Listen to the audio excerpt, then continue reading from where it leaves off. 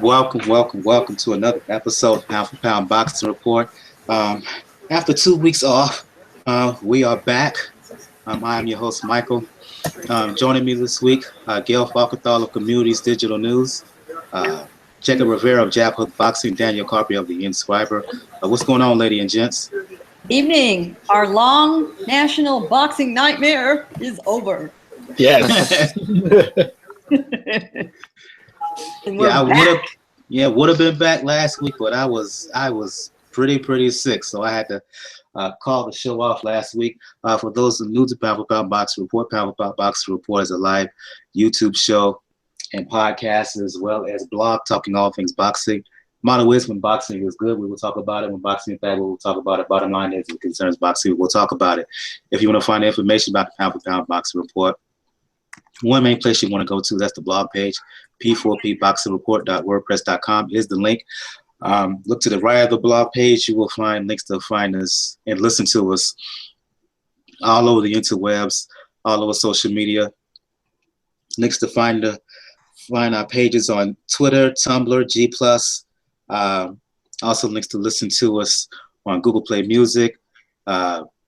Links to find the YouTube channel. Links to listen to us as well on Stitcher Radio, SoundCloud, iTunes.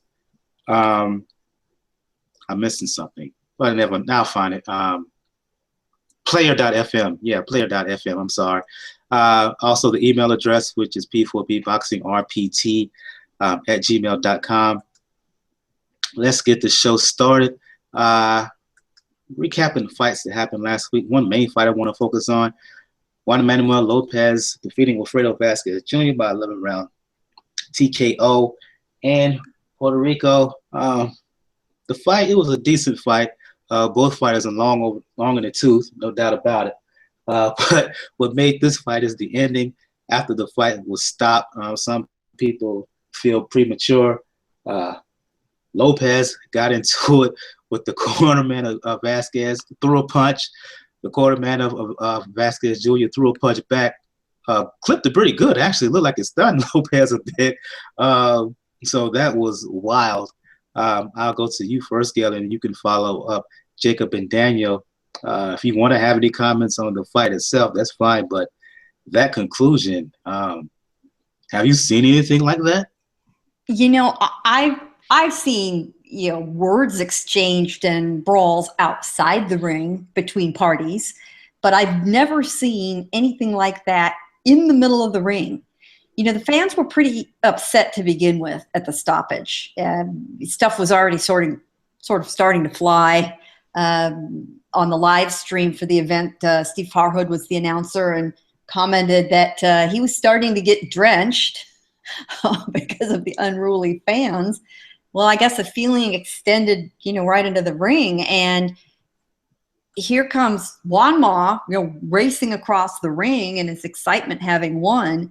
And it was very tough to tell. Was he directly running at Vasquez cornerman, or did the cornerman, in his effort to cross the ring to get to Vasquez on the other side, who was down, did he just get in Juan Ma's way and they just started to mix it up? It was hard to tell, and who the heck knows how it really got started.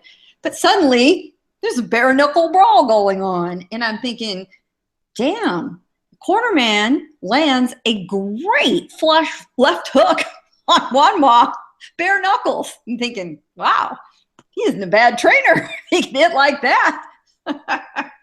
It was a close fight. I did not have a problem with the stoppage. Vasquez was taking a lot of damage. They always complain. It's a point of pride. I understand that. It's my personal policy as a member of the boxing media, observer, and fan. I just don't question a referee's stoppage, ever. They're in the ring to protect that man. There are a lot more days outside of boxing in his future than there ever are left in his career. And that overall is what's far more important than whatever happens that night. And I do not question the referee's judgment. They're right on top of the guys. They're looking in their eyes. They can see how their footing is. Good enough. And it was a fine fight. I think part of the reason we all watched it is there wasn't anything else to watch. Let's face it. There was just not a lot going on last month. So because of that, there was a little extra attention. This one might have gone under the radar otherwise. And here we get one of those weird things that happens in boxing that makes it so interesting for us.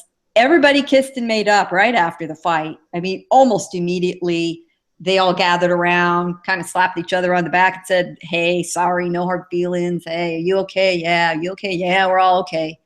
And, everybody moved on. I believe there are some suspensions being landed on these guys because of it. I don't know what the long-term meaning of that is. It's over. Yeah, I think. Yeah. Yeah. No, there's apparently some word that suspensions are coming down for this. And, and hey, as good a few shots as the corner man threw, he could have hurt somebody, bare knuckles and all. He was going for it. And he was fresh. He hadn't been in the ring the previous, 12 rounds or 11 rounds. So he was ready to go. Yeah, indeed. There was nothing going on. And the fact that these two guys, they have beef for a long time. But you're right in terms of that. You don't want to get hit with bare knuckles any time, particularly after you just going through 10 rounds or 10, 11 rounds, and then you stepping into a corner man and he hits you with a flush shot like that. That's not good. Yeah. And his face was more or less in good shape, but you've been pounding on. It's already roughed up. Holy cow. But on the other hand, what the hell is he thinking throwing a shot like that with a bare hand? That's crazy too. Yeah. Only time I've ever seen a situation like that, and I'll go to you, Jacob, then you can follow up. Daniel, was years ago when I was a kid. Roger Mayweather fighting Vinny Pacienza, and at the end of the fight, Mayweather and when Duva went after Mayweather, and Mayweather clocked him with a right hand at the end of the bout. And let's just face it, some people were happy about that because of how annoying Lou Duva could be. No offense to the late Lou Duva. But that's the only time I've seen anything like that. I'll go to you, Jacob, then you can follow up, Daniel. Your thoughts on all that went down? Yeah, I mean, again, they were fighting for, again, just a pride thing. I mean, they're both way past their prime. I think Juan was just saying that he wants to fight, all these guys, and I was just like, oh, please don't. You're going to get yourself hurt. But I felt like the corner was kind of just defending himself because it seemed like Juan just kind of went straight for that corner and was very kind of aggressive with his hands. And, if bare knuckle or not, if someone's coming at me, I mean, to defend myself, you're going to throw something, So he's lucky he actually got buckled. So he's lucky he didn't get knocked out because that would have made him look ridiculous. It's not like Juan Manuel Lopez has a good chin to begin with. Let's just be honest about Exactly. Right. Yeah, but how embarrassing for Vasquez. He's worked on Juan Ma here for 11 rounds and couldn't get the job done, and then his cornerman comes along, boom, and it's done. That would have really been embarrassing. Your thoughts on all this, Daniel?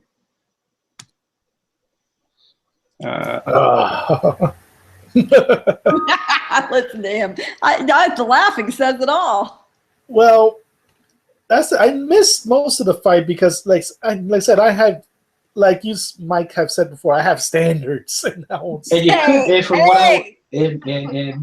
was on a hangout with Boxing Beats and Rhymes, and let me give a quick shout out to him. He invited me to a hangout over the weekend, which included a Q&A, which I participated in with Eddie Mustafa Muhammad. So shout out to him and EJ for that invite. But continue on. They were saying like they couldn't even find the bout even via stream if you wanted to watch it there. They couldn't find it. That's pretty much tells you what happened. And yeah, the only way I found out majorly what was happening in that fight was the ending when somebody put up the Vine, or well, not Vine anymore, but put up the video. And it reminded me it reminded me of a Mayweather. Not the Mayweather versus Pazienza. Well, Mayweather versus Judah after that whole fracas that happened. Yeah. Their low blows. Right. This one was. You're right. Yeah, there's that, and then there's a little backstory where people have to remember that Vasquez's trainer is his brother too. So that was family blood right there. And if you look at one angle of that whole incident, the angle that first popped up on video, it looked like Juan Manuel was landing punches on him. And then when somebody actually found another angle, you see him getting clipped with that left hook. And then him trying to land shots and him missing completely. Yeah. Well, admittedly, he's the one that had been in the ring all that time. I'll give him a pass there. But, I think what really happened is, I don't think they actually went after each other. I think they got in each other's way on the way to the other side of the ring. And, Juan Ma's all excited because he won. Vasquez, corner man, and especially being his brother, is trying to get over on the other side of the ring where his brother's still down. And Juan Ma's getting in his way, getting his celebration on, and it pissed him off. And boom, there they go. Well, yeah, but they were pretty close to his corner. I mean, they were on the other side of the. But Wilfredo was down in the opposite corner. He was down virtually in Juan Ma's corner when they against the ropes at the back when they went down.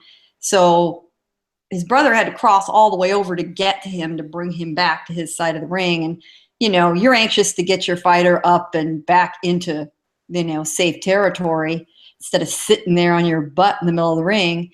And here's Juan Ma, exultant in his face, he thinks. I think he was just running around the ring, got in his way, and they had issue with it, and all of a sudden it fist fly. Well, that's certainly how it appeared to me in real time. That's how it appeared to get set up to me. Yeah, and I wouldn't be surprised if there was bad blood. Those two have been talking smack for years. Oh no, they've had bad blood for years, and there's rumors that they actually got into a street fight years ago. So the beef was real. The beef was real. Like I said, his brother's his trainer's his brother. So, like I said, that involves family. So it wouldn't surprise me. And it's understandable when your guy is down and you see his opponent, dancing the happy dance, and he's sort of in your face, even if it was by accident. That's going to make you mad. Indeed. I get it. Yeah, indeed. Let's move on. That's the only thing I want to talk about, really, boxing-wise, and the fact that we are talking about that, two aged, not in their prime fighters anymore. That tells you how dry boxing has been, really, for the entire month. So I want to get into some news. Last show we had a couple of weeks ago, we talked about Tyson Fury relinquishing the belt or being stripped, however you want to call it, and the possible fallout from that. And the fallout indeed has happened. First, it was rumors of a Klitschko bout with Joshua in December. Then rumors of a Klitschko bout with Lucas Browne. Klitschko pulled out of that and he's injured. Won't fight till early 2017 at the earliest. Now you hear Joshua's going to fight Eric Molina December 10th. Rumors is happening.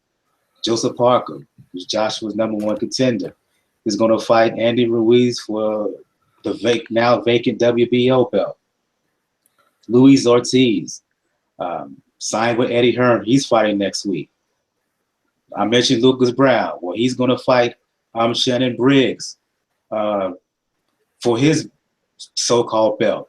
And then yesterday, the WBA basically sanctioned gave clearance for a possible Anthony Joshua bout with Klitschko for 2017. I'll go to you on this one, Daniel. What do you make of all of this and all that has transpired since Fury gave up the belts? Well, we have to look at the full scope of it, because the first inklet came from the WBO, which was that the Parker and Ruiz are going to fight for the vacant title, and that remember that the winner of that fight has to make a mandatory defense against David Haye. But they also wrote, I think, that when Tyson Fury comes back, he gets first crack at the belt. So they're at least being fair in that aspect. Now, yeah, it does have a bitter taste in the mouth, knowing that you might not now you're probably not going to get Joshua Parker. But we all knew Joseph Parker Spivak was going to take the path of least resistance to a world title. And this is the path of least resistance. Now, this fight most likely is going to be December 10th in New Zealand. And it's going to be interesting how they're going to go with it, because the promoters wanted to get public money for it, but then the New Zealand government flat out said no. The WBA is more interesting.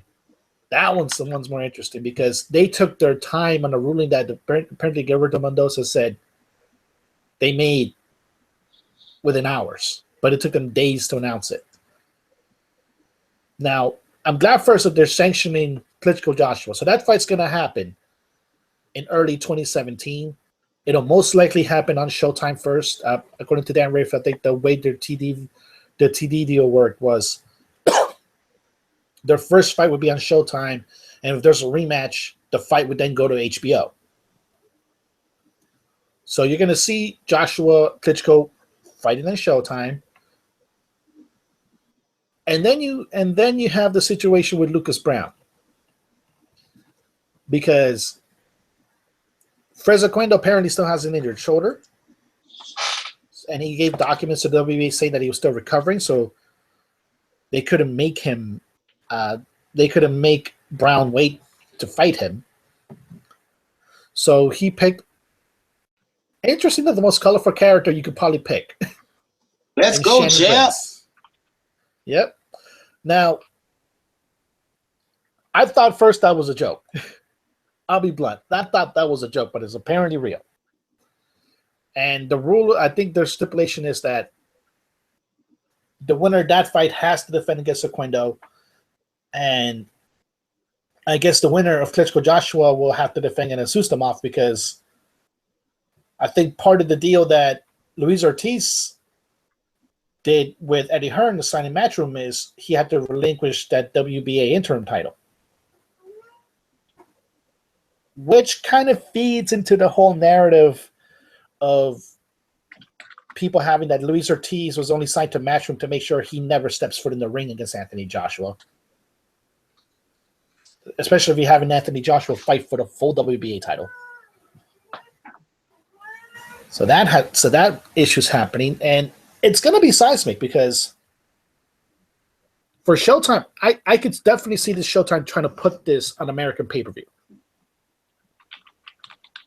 because they haven't had one this year. And then the fallout from that with Joshua picking Eric Molina, it's an upgrade over David Brazil. I think had to be judged by it's an upgrade over Dominic Brazil. And the choices were David Price, Brian Jennings, and Eric Molina. I personally would have picked Brian Jennings because that's more of a measuring stick against Klitschko. Eric Molina, to me, is a measuring stick against Wilder. Which, it would be interesting enough. You might actually see Joshua Klitschko, then Joshua Wilder this next year. So there's a big fallout, because I don't know if the WBA made the same decision that the WBO made and letting Fury get the first crack if he comes back.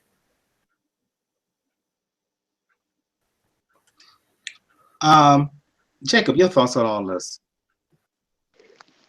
I mean, I'm just happy that, we're potentially going to see some unification in some fights, because the whole Fury thing, that match that happened, and then that rematch that never happened, and he was just kind of, in a sense, holding the belt hostage. I just want to see, these young up-and-coming fighters, get matched up. I mean, ultimately, at the end of the day, I just want to see the best fight the best, and I want to see it in their prime, not when they're, long in the tooth and, like this Juan business that we're talking about. But, there's so many different scenarios, and to me, it's rejuvenating the whole heavyweight division, which, I can't say I'm the biggest heavyweight division fan. I'm much more in like the, welter to lower weights. I just think that they bring a lot more to the table. But, you know, it looks like we're in line to see a bunch of those things that Daniel talked about, potentially. The Klitschko thing, I still worry about Klitschko. I know he hasn't officially retired, but he is getting, you know, older, and, you know, time stops for no man, not named the alien. So I'm concerned of whether or not he's going to actually, you know, be able to develop a fight. He might sign a fight, but I would fear that he's going to get injured, and he might be pretty much done or out of the picture. But, you know, hopefully we get to see, you know, Parker Joshua or Wilder Parker, or you know, combination of any of those guys, and, you know, Luis Ortiz. And I think Jennings is still a good, you know, good fighter. So hopefully we'll get to see, you know, some of those matchups in the beginning or mid to end of 2017. I'm gonna go back to you, Jacob, and then you can follow up. Gail, you can answer this question I'm about to ask as well. I mentioned Luis Ortiz signed with Eddie Hearn. He's fighting Malik Scott next week, I believe. Isn't he technically still #1 contender for the WBA belt?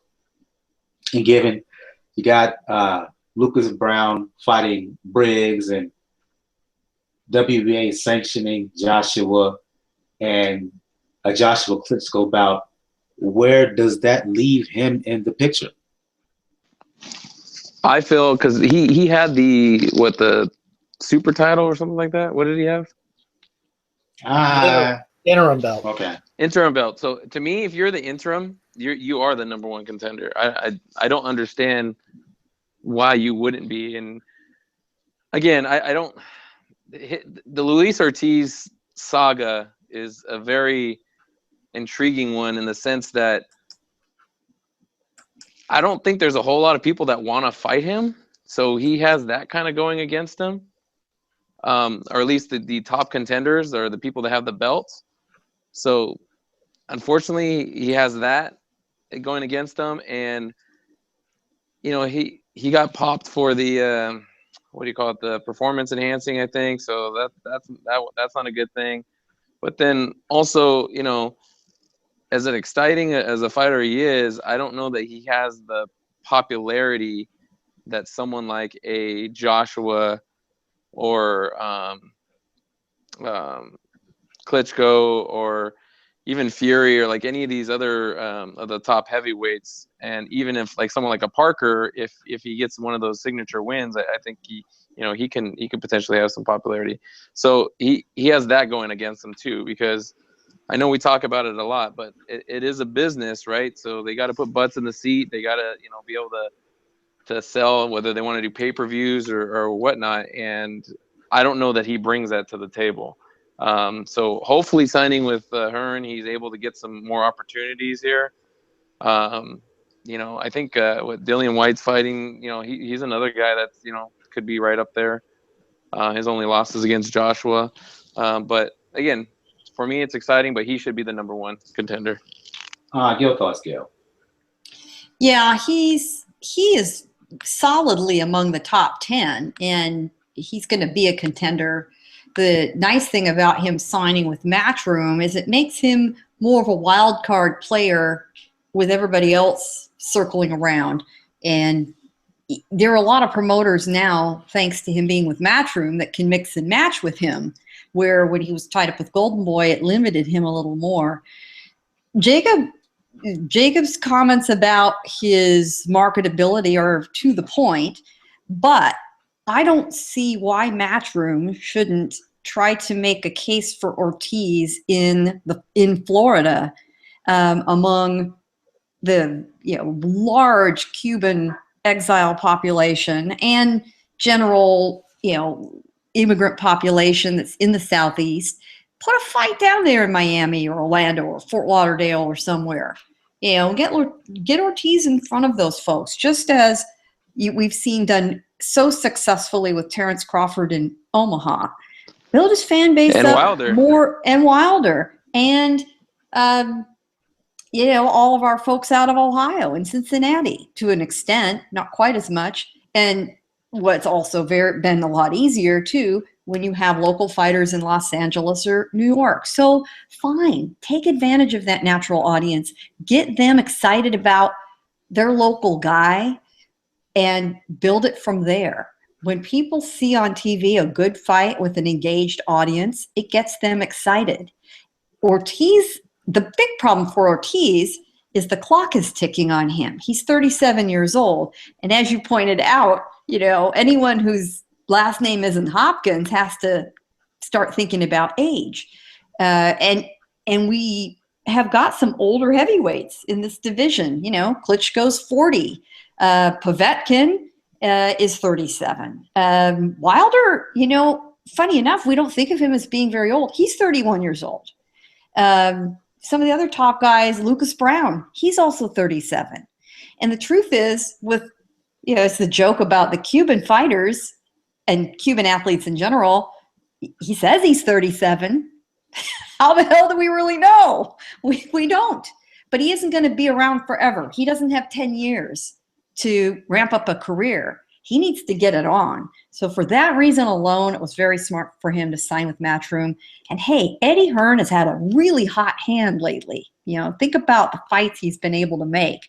It was a smart thing to do. Now let's see how Hearn plays that card for Ortiz. You know, the discussion is that he's going to have this fight here coming up pretty quick and against Malik Scott on the 12th. And that he's going to get him right back in the ring a month later. Good. That's what I want to hear. That alone makes me very hopeful. So, and having seen, and I have seen Ortiz now twice in person, and let me tell you what, it's impressive, really impressive. Follow-up question here before we move on. The potential high-profile bout out of all of this is a Joshua Klitschko bout. All on again, off, potentially back on again. If this fight happens, your thoughts on that? I like as it. well as all the saga and the drama with Klitschko and the injury and all of this stuff, and the stipulation that this going to be a WBA sanctioned bout should it happen, even though Joshua has an IBF belt. And I don't get that, but still. Yeah, well, that part of it's a bit strange. You know, again, let's look at the reality of the situation. Klitschko's 40, almost 41 years old, and he's had a hell of a lot of fights. He's had a lot of hours in the ring, and both as a pro and an amateur. He is at the end of his career, and say what you will, stuff just wears out.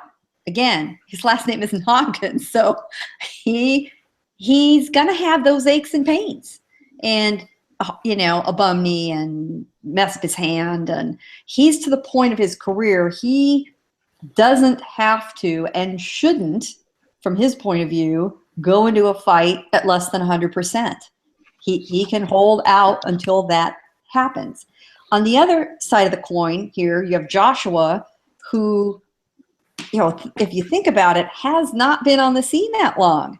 He's only fought 41 total rounds in 17 fights since winning the Olympic gold medal, which was just barely over 4 years ago. So the fact that, you know, the grand old man of the division and this young Turk who's had a very fast rise are going to get together this quickly, I have no problem with that. Yeah, there's been discussion. Yeah, they're wrangling about the dates. It's gone back and forth, but it's happened pretty fast, relatively speaking. I'm comfortable with it. I think it'll happen. If they're talking about it this seriously to get down to, well, I'm hurt. Well, I don't know about this. Well, what about the belts? That tells me they're getting down to the details. That's all to the plus side. I'm not concerned. I want to move on. I'm going to go to you on this one, Jacob. During our time off, Bernard Hopkins kind of teased us how he was going to fight before the end of the year. Turns out he is going to fight at the end of the year in December, fighting Joe Smith, the same Joe Smith who stunned the boxing world by knocking out Fonfara. Fight is going to happen in December, like I said, December at the Forum, I believe, in Inglewood. just not the fact that Hopkins is going to have one final bout before he calls it a day.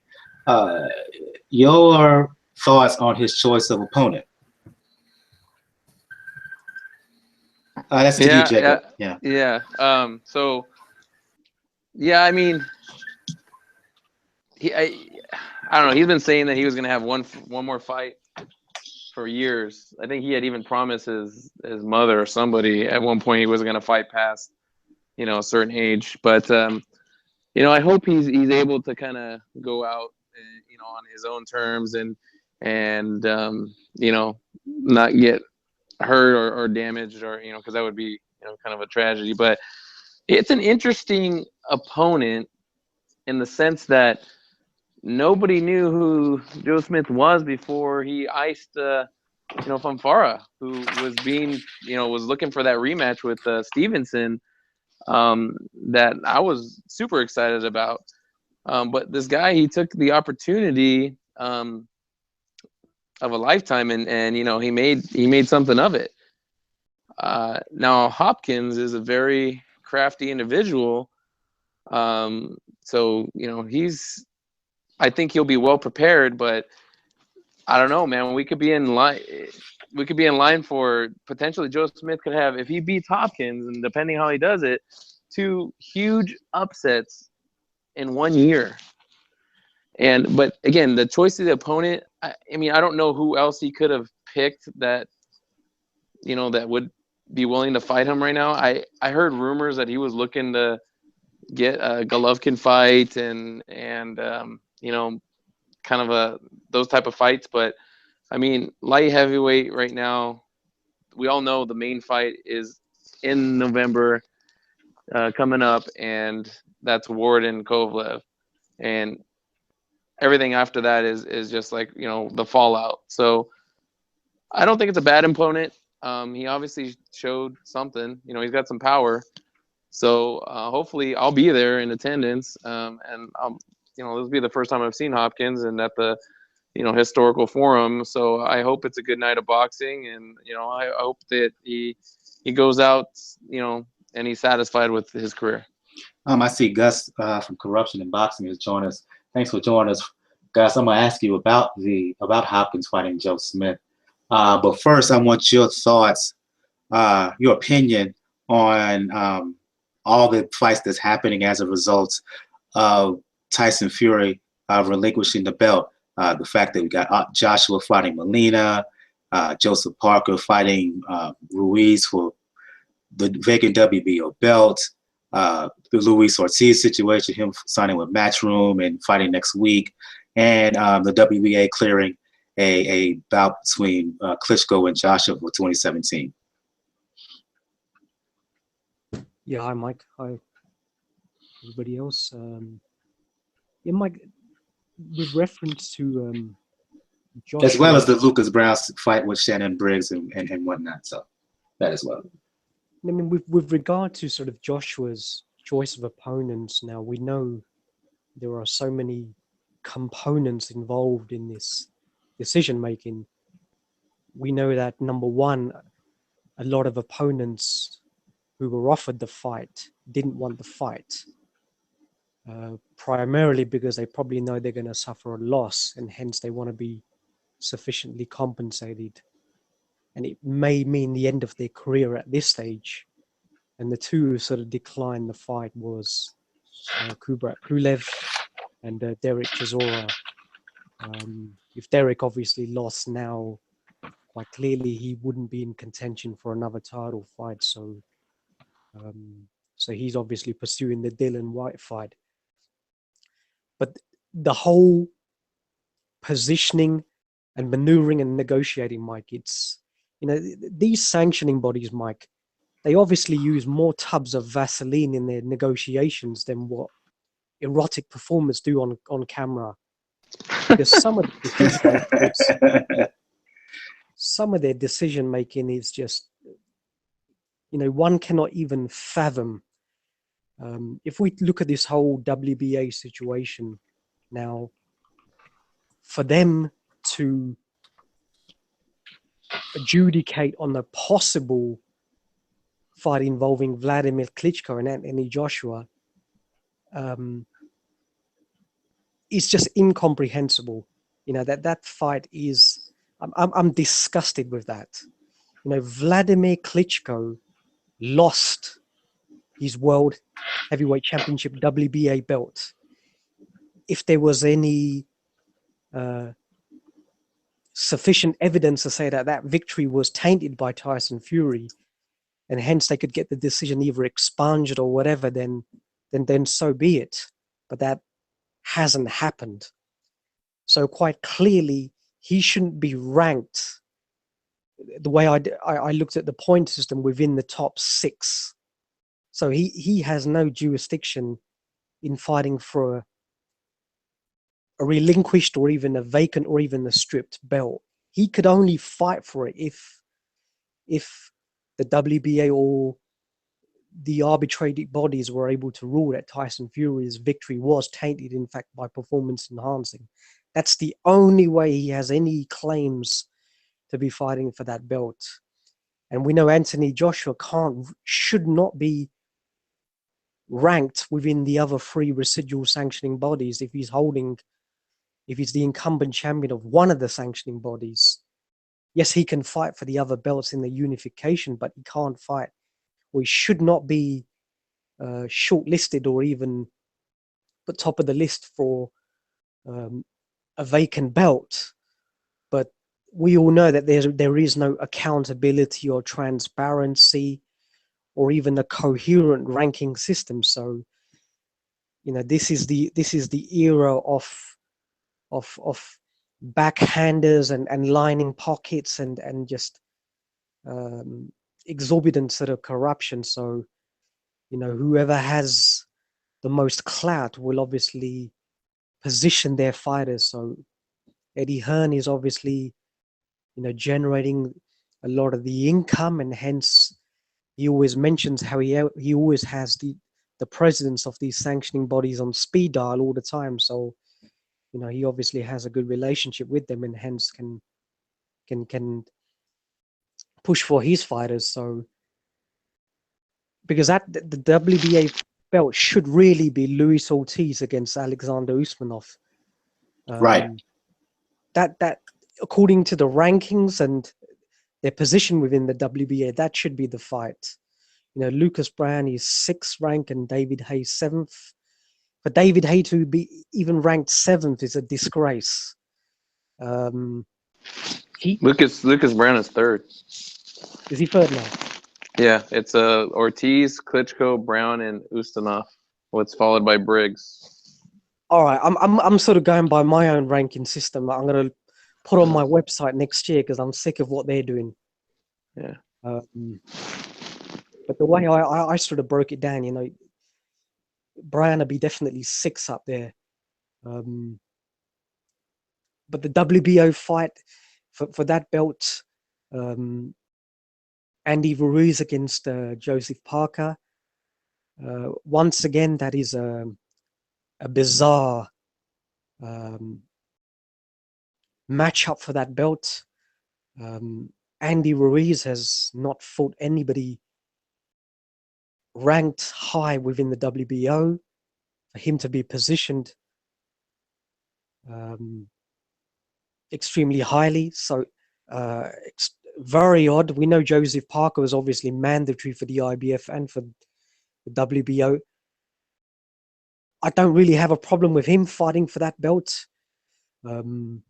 He tried for the IBF, but the Joshua camp didn't really want that one right now.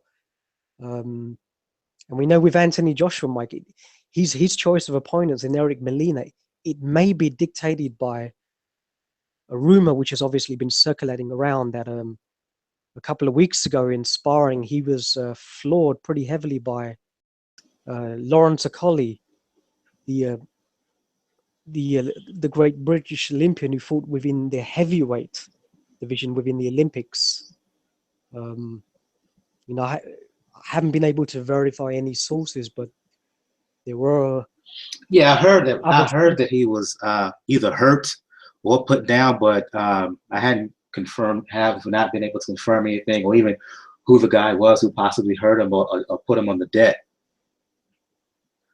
Yeah, as I said, I can't really substantiate it, but there were some sources there, and we know, Mike, it's not the first time that Joshua has been, flawed in sparring, because we all know now that David Price pretty much flatlined him when Joshua was an amateur. So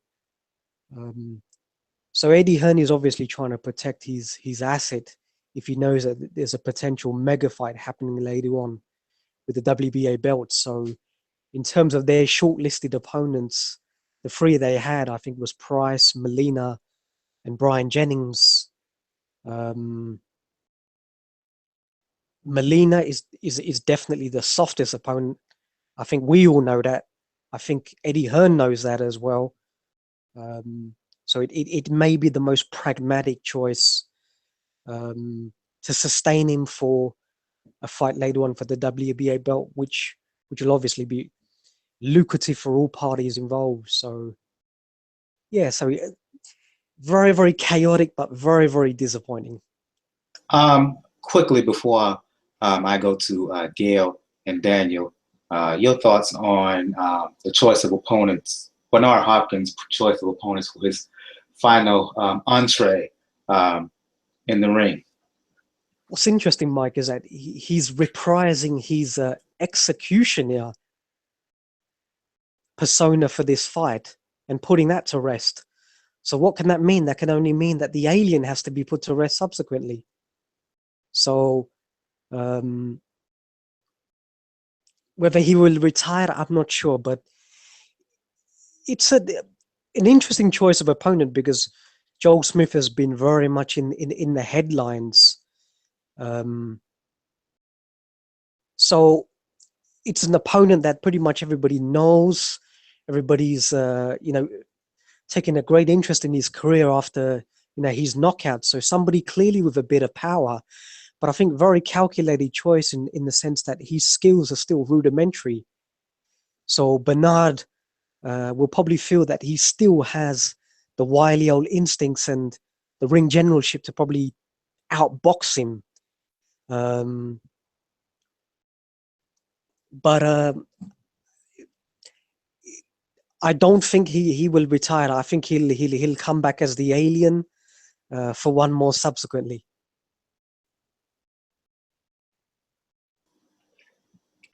Gail, Daniel, your thoughts on Hopkins and Smith? I'm extremely pleased with this opponent. Hopkins could have put in just about anybody in there against him just to give him somebody to stand in front of. But Smith provides some real flavor to this bout. His knockout of Fonfara was absolutely sensational and truly shocking.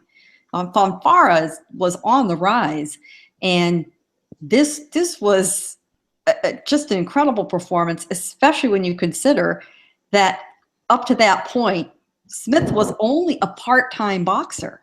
He was working as a union trenchman in New Jersey.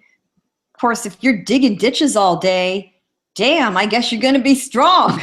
So maybe he shouldn't completely give that up as part of his training. Clearly he was as strong as an ox.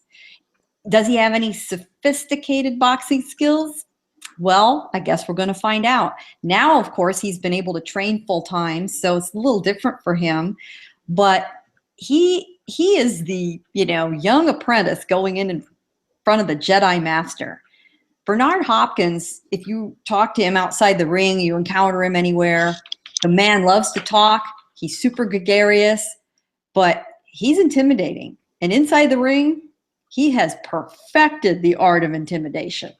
So you're going to have this absolute freak of nature, and I say that with the greatest admiration, up against this young guy on a big stage, a really big stage, in an iconic venue in front of absolutely rabid fans.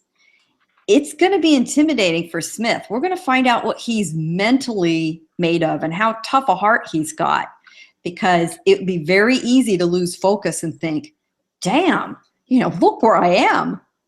look who's standing over there across the ring from me. He's got to shut that out. Hopkins has just got to be another guy. You know, he's got to put all of the history and everything about what's going on around him out of his mind. Can he do that? Can he be disciplined enough? For his part, Hopkins, as we know, as we've seen over the years, he's very skilled and he knows every trick in the book. Every damn one of them. He is fighting a guy literally young enough to be his son, easily young enough to be his son. You know, you're going to have a almost 52-year-old and a 27-year-old in the ring across from each other. And I think Bernard is going to box, and I think he's going to play some games, you know, within the rules or whatever he can get away with. And he doesn't want to set himself up in front of Smith to get smacked. And he should have enough skill to stay away from him for most of the night. If he makes a mistake, though, he's going to end up like Fonfara. I mean, and he's going to end up on his butt like he did against Kovalev. Hopefully, it'll be a good outing for him. Neither guy gets embarrassed, and you know, we'll see what happens. You know, we'll see if Hopkins gives a good, strong accounting of himself, even if he loses, he will have gone out the right way. And he is very much at home now with Golden Boy and in LA, and you know, his media presence. It's a good time for him to make this transition. Your thoughts, Daniel? It's an interesting choice of opponent because Hopkins really wanted this fight to actually be a title fight. Like before he lost the belt, he tried to go after Arthur Abraham. There really wasn't that you can do in the light heavyweight division, and in the super middleweight division, there's really not much else. Like I said, since Zurdo Ramirez was still recovering from injury, and DeGale and Badu Jack are still tied up in their own fights. So there really wasn't much out there for B-Hop. So this is an interesting choice. It's a good choice, actually, for the local scene here in New York, because since Joe Smith Jr. signed to Star Promotions, they haven't had a fight to put him on in New York, and they really wanted to.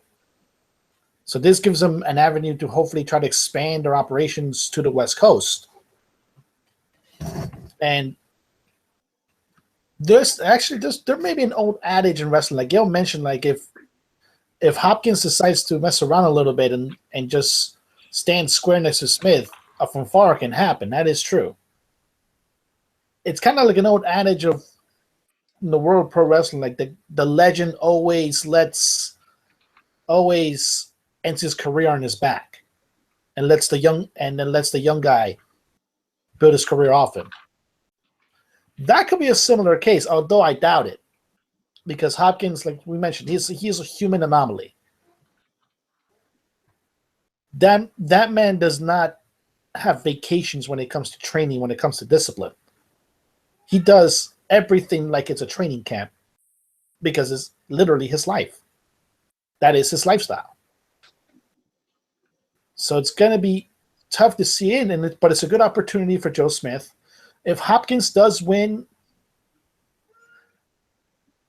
as much as I think he even told Oscar that it's going to be his last fight, it would not surprise me in the least if he comes back to take the winner of Kovalev Ward, particularly if it's Ward, because that technically would then be a passing of the torch. Yeah. So he'll look. I think Hopkins will win. At this point, looking at it right now, just too much experience, too much guile for the likes of a Joe Smith, who's still a novice. To Gail's point, he's not really a full-time fighter. I mean, the Fanfare fight was the first time he's really had a full professional quote unquote training camp, and for him to step up to fight a Hopkins now, even though Hopkins is 51.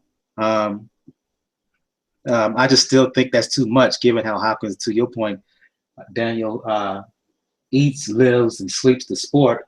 Lives like a monk, if you will, almost, in terms of his conditioning, his diet, his discipline, and whatnot. But then again, Joe Smith, as he proved in the Florida fight, he does have a punch. And he seems to have the kind of power where he can hurt anybody he hit cleanly. But at this point, I just think Hopkins will be too much for him. I want to go back to you, Gus, talk about the schedule, PBC and Showtime, which has been a lackluster year in 2016. They're really starting to bring it. They will really start to bring it starting December. They announced their schedule. Look, I'm not even going to talk about that Garcia bout because you know how I feel about that. The only good thing about that Garcia bout against Vargas is that he's supposed to fight Thurman in December. And I put an emphasis on supposed because I'm not sure that fight will happen at the end of the day. So I'll skip that. You got Cuellar Mars. You got Charlo Julian Williams. Finally, that fight is happening in December, Gus. DeGale and Jack is supposed to happen in January. Also in January, the rematch between Frampton and Santa Cruz, one of the better fights in 2016. And then on the undercard, which I think is a sneaky, really good matchup, as Zalitkanin, who has a WBC belt at 135, is going to be fighting Garcia, Mikey Garcia, which I think, again, is a sneaky good fight. Don't sleep on that. You got Broner fighting Granados in February. So, yeah, some really, really good fights from PBC and Showtime coming up, Gus. Yeah, absolutely. Showtime for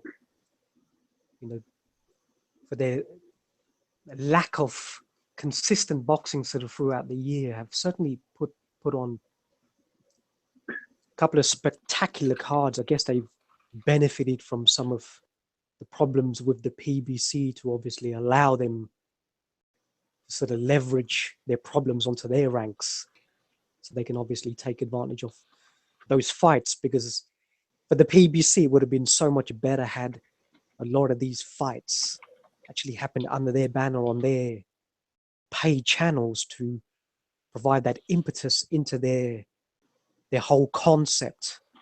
But this is why it's happened, and it wouldn't surprise me if Al Heyman is now told his fighters, look, there's going to be no more soft touches. We already know about some of the perks a lot of these fighters were getting, so it's a case of now that they've got to start fighting against one another, and they're not going to be compensated to those ridiculous ranks as they were before, which was costing the PBC. But in one respect, if it wasn't for the PBC, can you imagine what this boxing year would have even been like? It would have just been a couple of fights at the beginning, a couple of fights at the end, and nothing in between. That's true.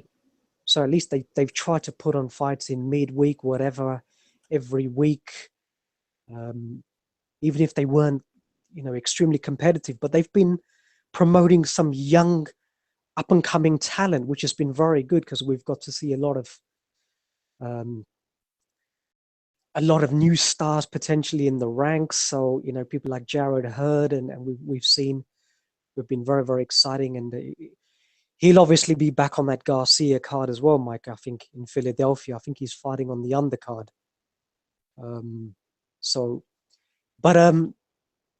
The Abner Maris Cuellar fight, that was the fight I was looking forward to the most, Mike, from last year. And it was a pity that fight had been postponed, but the reasons of which were perfectly feasible and understandable.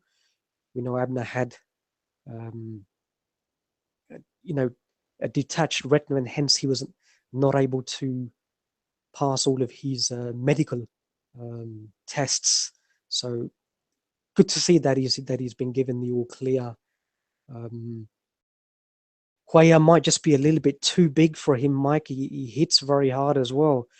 But, Mares is an all-action fighter, so I think that fight could be, 4, 5, 6 rounds of fight of the year potentially. So Dejan Zlaticanin and Mikey Garcia, you're absolutely right. You know that's.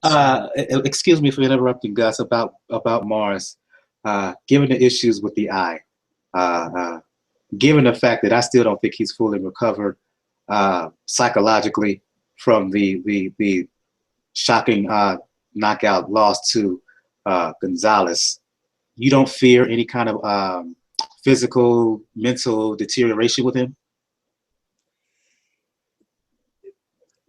His style, Mike,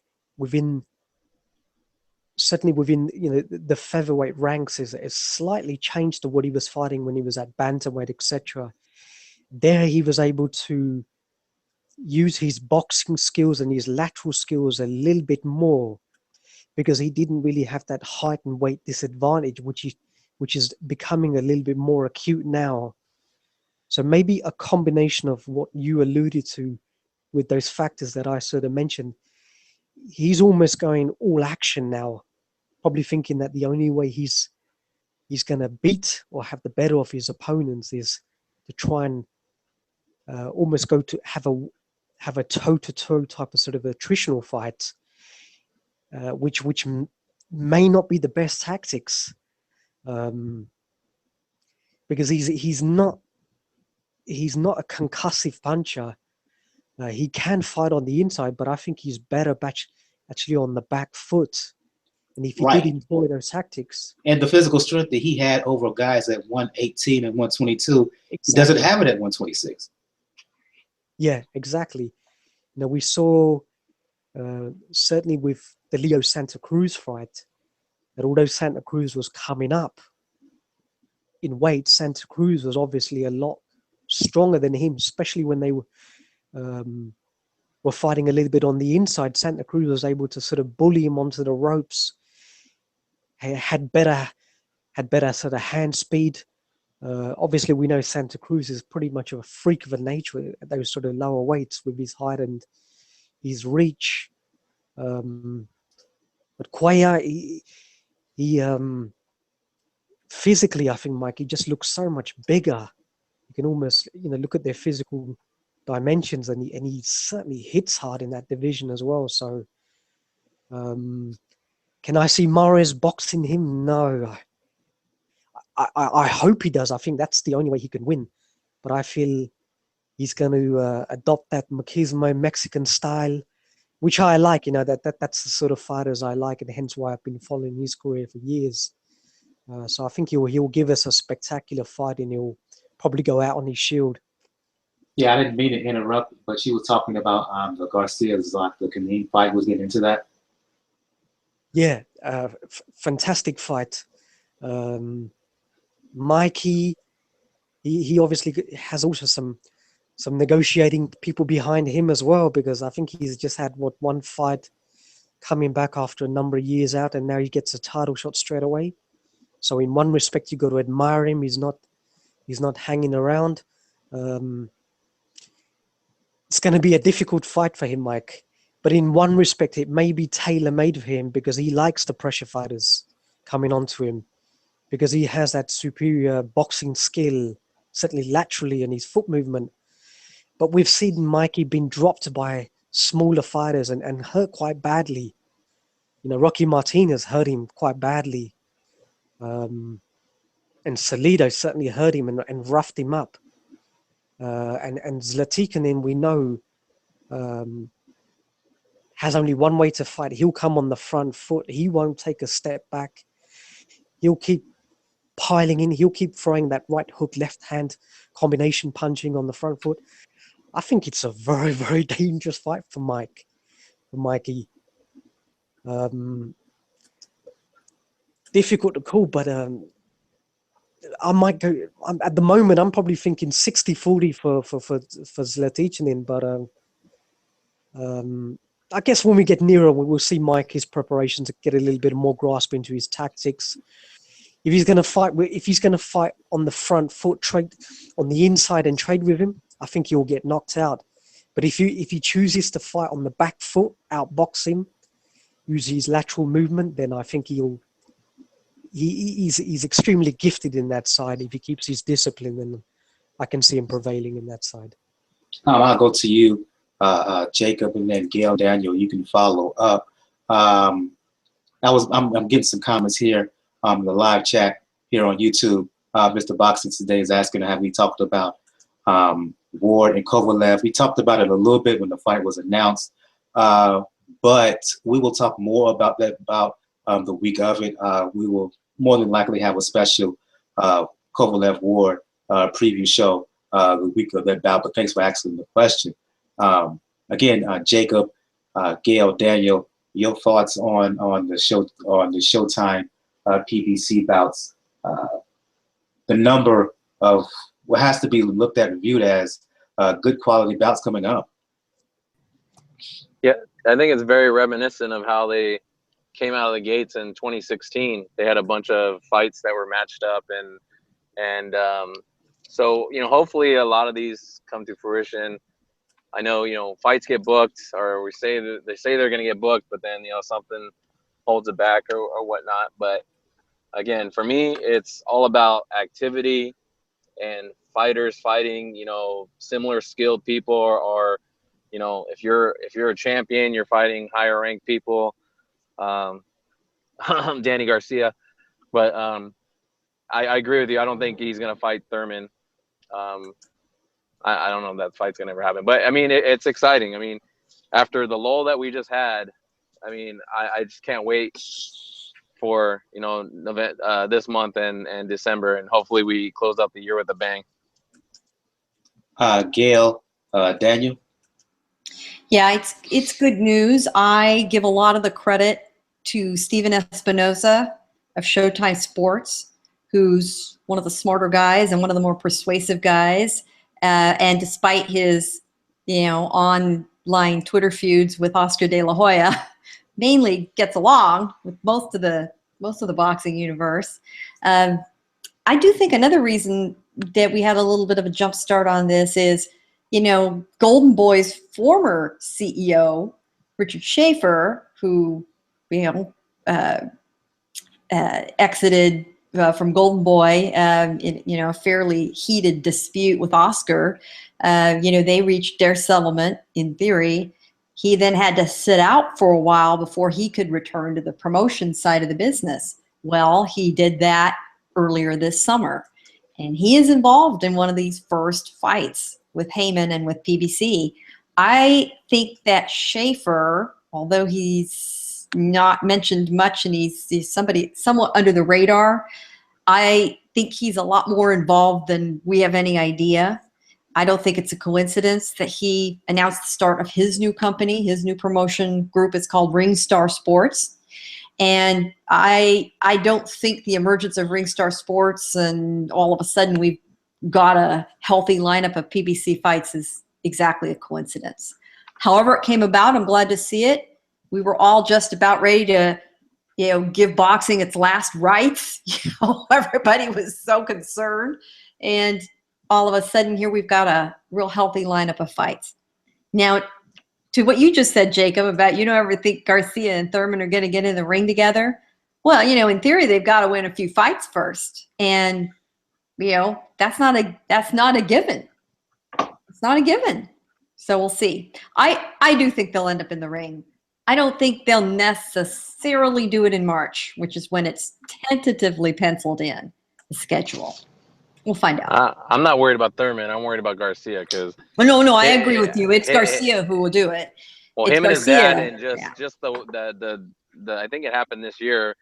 Just the comments that he made about he's protecting his son, and they're just going to take the soft touch fights, and he's fighting this guy in Philly that it just they're not doing themselves any favor to me by just keep on taking these questionable fights, and you're just like, what the hell is going on? Well, with Angel Garcia, it's not just his comments vis-a-vis Danny in boxing. Hell, this is just comments, period, because lately he's been saying a lot of ridiculous stuff. But that goes outside of boxing, but I'll leave that alone since we're talking boxing here. Yeah. Go on, Jacob. No, that's it. I mean, we could pass the mic to Daniel. Yeah. Well, and right, Daniel, I will just add that. Go ahead quickly, Gail. Go ahead. Yeah, we're just, I get it. Nobody is super excited about John Molina Jr. You know, and while I personally like John a lot, not the strongest guy, but he's a legit contender. I mean, he's not Rod Salka, thank God. He's That's not saying much, Neil. well, it's not, but I think he's the number 3 contender. So it's not the stinkiest fight in the world. I mean, and at least they're back in the ring. Let us all see the glass as half full, at least for now. I'm inclined to look at this optimistically. I tend to be a fairly optimistic person. I think we have a glass half empty person on the panel, and I'm the glass half full person, and that's very healthy. That's super healthy. You're right, but the problem I'm not saying the glass half empty person is you. I'm saying that for myself vis-a-vis Danny Garcia. At the end of the day, you're right. The problem is that him and his father have made folks feel glass half empty for him. I'll move on. I'll go to Daniel. Your thoughts on the PBC Showtime lineup? Charlo and Williams, Jamel Charlo and J. Rock Williams is finally happening. Especially put this up against the backdrop of Lou DiBella and canceling his shows for the rest of the year. Well, when it comes to J Rock and Jamal, I'm sorry, I said Jamel. Yeah, when it comes to him, I still somehow expect Jamal to get out of this. I still expect him to say along the lines of, I'm too big, I can't lose the weight anymore, and then just vacate the belt. But almost the rest of that is nice. Because now you have Mikey Garcia jumping into a title fight, which, like I said, if he wins, would force Oscar De La Hoya and Richard Schaefer to work together. Because technically, the winner of that fight is the mandatory for Jorge Linares. Yeah. Well, that is unless Oscar steps aside this time and he lets Mr. Honda handle everything, which I can see happening. He could, well, and Oscar can, in theory, also let Eric Gomez or Bernard take the lead, because he just promoted Eric Gomez not that long ago. So, you know, he could say, "Here you go, Eric, earn your pay." Oh no, Eric is as much heated as in that aspect of it, because he's been more friends with Oscar than Schaefer has. Those two go back a long time. Right, but you know, there are people in business who don't like each other who can set that aside and get done what they need to get done. And then you have bridges, you know, not just burned, but blown up and, you know, just completely destroyed. So I think Eric could make it happen. You know, I don't think anybody would, you know, chit chat about their families and, you know, stick around in the room longer than they had to. But hey, business is business. Oh, let's get some other ones. Just very quickly, I think Jorge Linares will probably move up to 140 after his next fight, so we may not even get that. You think? Yeah, he's talked about it before. He said one more and then he's going to go up to 140. He has talked about it. Yeah, he has. It would be a bad move right now, but he has. Now, actually, let's focus on the rest of this card, like the rest of the lineup. Like I said, we talked conditioning. We're now, the Cuellar Morris fight's finally going to happen, barring another retina problem for Morris, which, well, it is California State Athletic Commission. They did let Margarito fight a few times, so. Yeah. So not exactly their proudest moment. Yep, and in that aspect, that could be a good firefight, and it's true. Morris, when it comes to somebody like Cuellar, and just basically the way Argentinian style is, Mexican style is a style that's both aggressive but has a lot of skill involved in it too. The Argentino style is just bar fights. You just go there to beat the living daylights out of somebody. And Morris has to be careful not to get into that type of fight, Cuellar, because I can agree that he doesn't have the power that he had at 118 or 122 that now has to do a featherweight. But I understand his motivation. The winner of that fight gets the winner of Santa Cruz Frampton 2. What I'm waiting on when it comes to that fight, Frampton Santa Cruz 2, is the location. Since the insurance issue is still going on in New York, this fight's either going to be in Northern Ireland, which is likely to happen, or Las Vegas or LA. I thought Las Vegas. I thought I read somewhere it was Las Vegas the fight is happening in. The favorite spot right now thinks T-Mobile.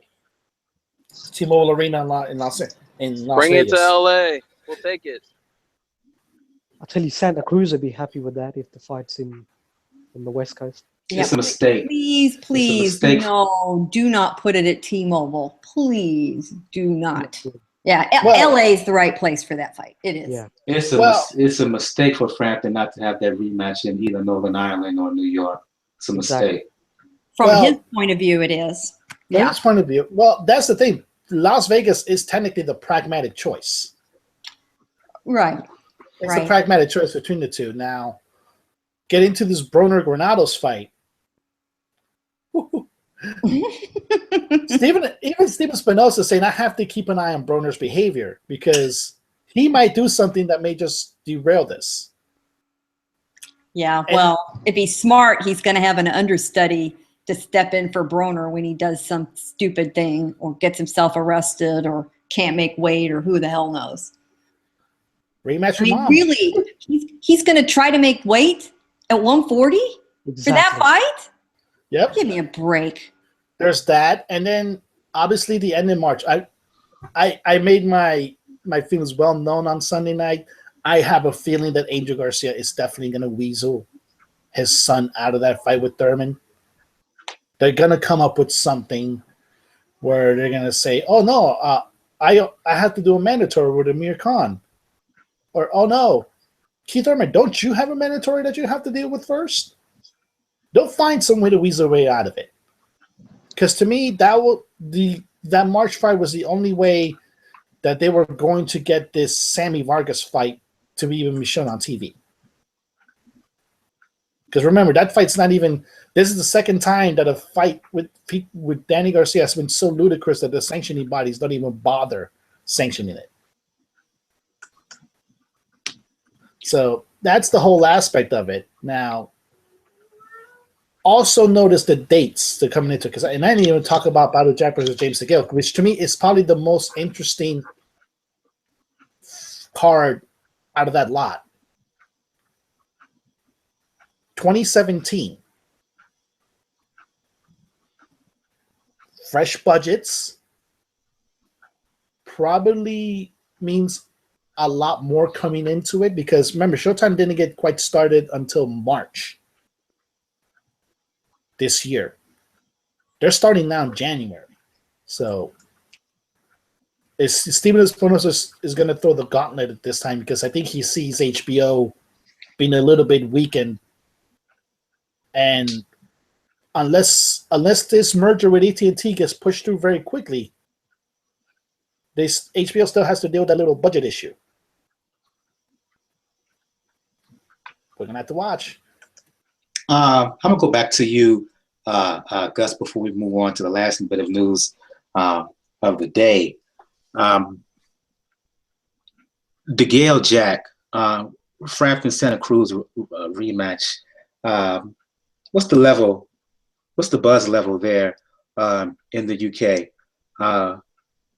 Like I just said a little bit ago, I think it's a mistake for Frampton to not have that fight, the rematch, either in Northern Ireland or New York back at Barclays. And for me, I look at DeGale Baldu Jack, the fact that Mustafa Muhammad will not be in his corner, I think that's really going to hurt Baldu Jack.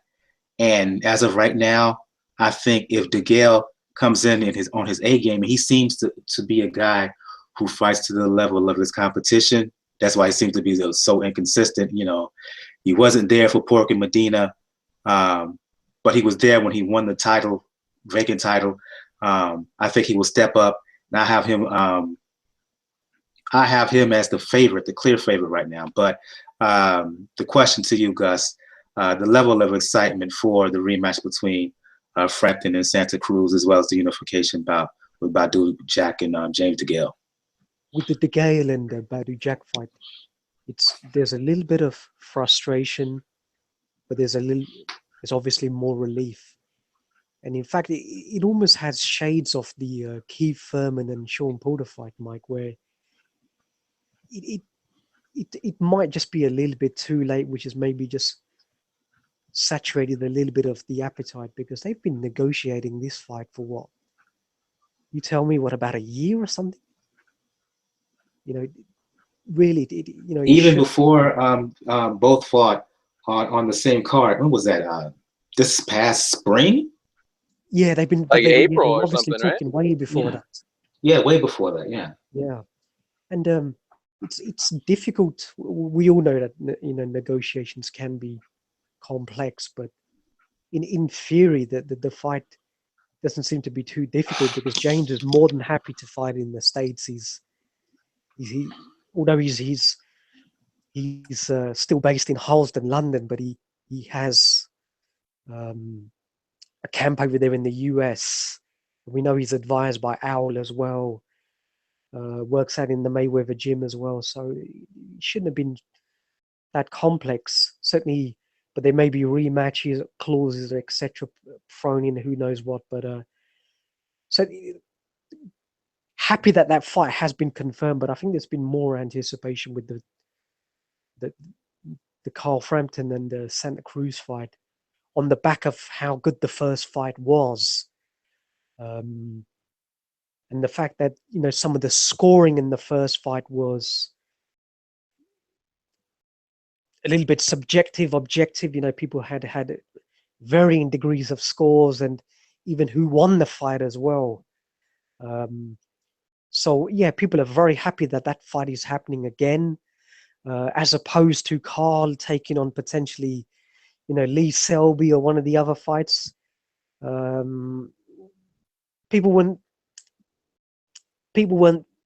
too keen on sort of the Lee Selby unification fight. I think they're more happy with the Santa Cruz fight, because they know that's going to be pretty action packed, given that Santa Cruz will come, and he'll come to fight, and he's extremely motivated to reverse what happened in the first fight. Location wise, Carl is more than happy to go back in the States. He doesn't mind it. I'm a little bit surprised, Mike, because I know Carl is still under contract with terrestrial television in the UK, and there was talk that his next fight would be back on either ITV or Channel 5 in the UK whenever he fights back in Tigers Bay in Belfast. So I'm not sure how they're going to structure this fight from a contractual basis if it does take place in the States, because I can't see a domestic television broadcaster picking up this fight. It'll either be back on Sky or Box Nation, so that may determine as to where the fight does happen. But it's looking likely, from what I'm hearing, that Vegas is going to be the likely destination. But yeah, I think most of the anticipation is certainly on that fight. One last bit of news before we start previewing the Jesse Vargas Manny Pacquiao pay-per-view card this weekend, and I'll go to you, Gail, and anybody else who wants to follow up, please do. Was announced again during our brief hiatus that Clarissa Shield, two-time Olympic gold medalist 2012 and 2016, decided to turn pro, signed a professional contract, will be fighting on the undercard of Kovalev Ward. Going to be fighting French on shoes. The interesting thing is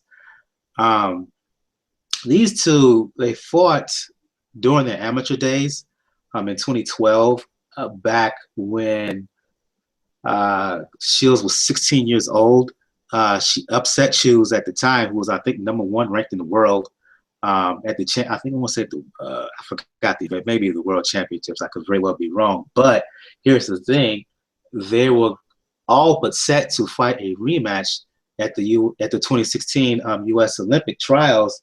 Shoes was upset in the round before they were supposed to face off. So it's interesting now that the professional debut of both Claressa Shields and Franchon Shoes, if I'm pronouncing her name wrong, I apologize, correct me, they're going to fight each other. I think there's going to be a good bout. Tough match for Claressa Shields in her much ballyhooed pro debut. Interesting, they're going this route for her to start off her career, Gail. I'm very impressed. I'm very pleased by this. It's a great move. It's the perfect. It's a perfect debut for her professionally. She is very much considered Andre Ward her mentor and her inspiration. You know, how interesting that we're going to have the last 2 American Olympic gold medalists together on the same card. It's a great selling point. You couldn't have picked a card with more attention to add her on. I'm so pleased about what seems to be a growing critical mass in women's boxing. And I've wondered for some time what it's going to take for boxing to have its equivalent women's athlete breakout like MMA did with Ronda Rousey. But the more I look at it, the more I start to think that it's going to be a whole squad of women all coming to the rise at the same time. Claressa is the most well-known American face by far, but you have several other absolutely stupendous women boxers out there. You've got Cecilia Brækhus, who just had a tremendous fight in Norway, has signed with K2. They're very high on her. She took apart Anne Sophie Mathis. Took her apart. She is charismatic. She is intelligent. She's attractive, which, you know, for good or ill in women's boxing makes it. Hey, it makes a difference for women in sports. It still makes a difference. You know, to have no sacrifice in talent, aggression, you know, meanness in the ring, and still look that good outside the ring. You know, that's a plus. You have Julie Taylor of Ireland, who's just turned professional. And I think this big critical mass, along with many of the truly excellent women's champions out of Mexico and in other areas in Japan, especially in the lower weight classes, like for the men, this is all going to hit together. It isn't going to be the single star, I think, for boxing. And there's going to finally be enough women with names to add them. You have Senicia Estrada in Los Angeles, who, you know, was in a co-main event of a card herself in Los Angeles for the LA Fight Club, which is Oscar De La Hoya's kind of little AAA club scene, which has been very successful in bringing up his young talent. So maybe we're finally, you know, in the emerging golden age of women's boxing. And if Claressa Shields is at the front of the parade, God bless. I'm so pleased for her. She deserves this. And, you know, what do we always complain about with the men? You know, the best don't fight the best. She's going to fight the best straight out of the gate with someone with whom she has an interesting backstory and history. And we've only got a few weeks to be talking about it, but I know I'm going to certainly do my part, and I know a lot of other people in the boxing media who are as well. I'm going to open it up to the rest of the fellas here. Talk about the professional debut of Claressa Shields, and to Gail's point, by extension, seems to be a renewed interest in women's boxing. Anybody else want to chime in? Please do. I really hope that Gail's right, and this actually is the beginning of something big. Now, did Shields sign with Rock Nation or Main Events? Nope. So that's the only thing that really kind of bugs me, is that big organizations would have signed her and given her due. But hopefully, I don't know. We'll see. Hopefully she gets she's getting paid and she gets endorsements, and you know she deserves it. You guys still on Netflix, but documentary about Clarissa Shields and her first gold medal, I believe, and it was a really good documentary. But I really think that they need to get more exposure, and to me, the exposure is going to come from not to say that Gail's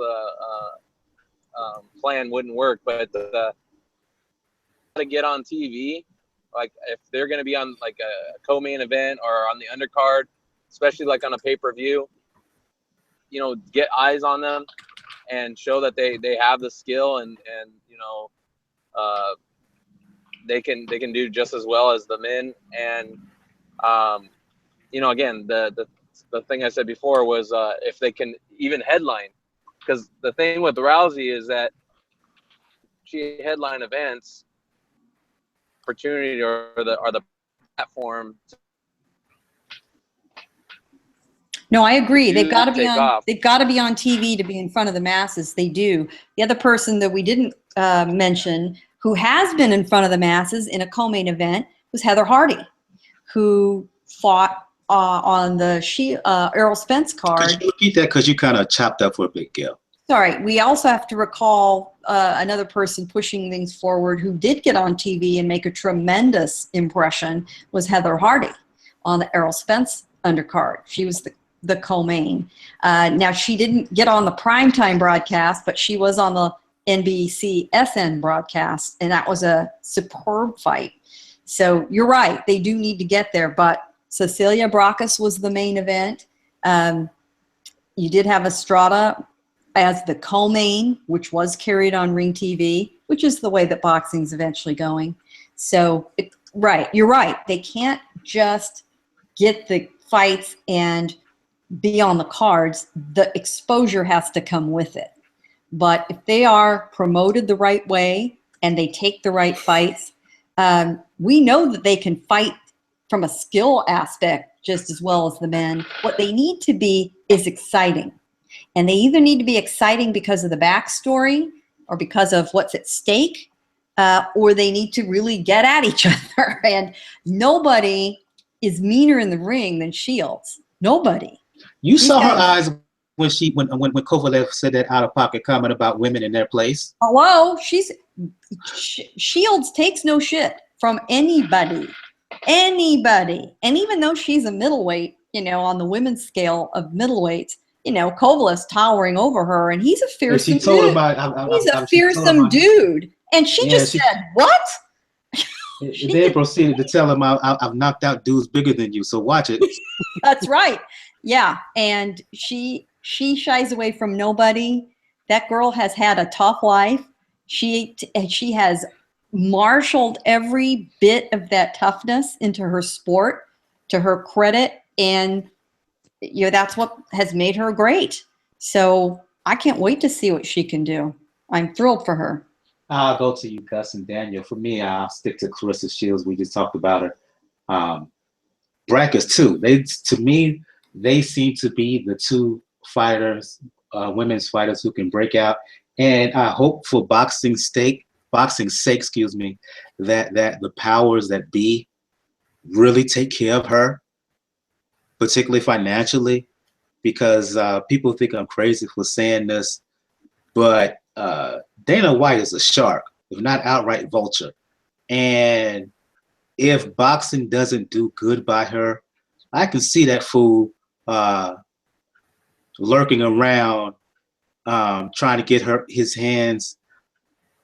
Wrong analogy. I'm sorry. Given this political election, I'm sorry for that.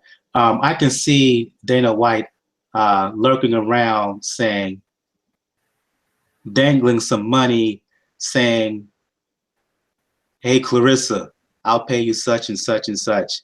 Think about joining MMA.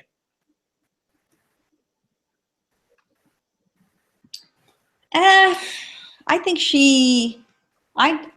if she does, I don't think it'll be immediately. I think she'll want to give boxing a good try. Clarissa truly believes she could be one of the greatest, if not the single greatest women's boxer ever. She absolutely believes it. And she'll make you believe it if you talk to her or you see her. So I think she's going to give it her best shot. She has not landed with a permanent promoter. She signed a 1-fight deal to get this going in 2 weeks, so which was smart. You know, she has no obligations beyond this fight. So she really is not just fighting her pro debut against a longtime nemesis. You know, she's really auditioning for all the promoters out there who, if she puts on a hell of a show, are going to start fighting over her. You know, this is her first fight without headgear, first fight as a pro.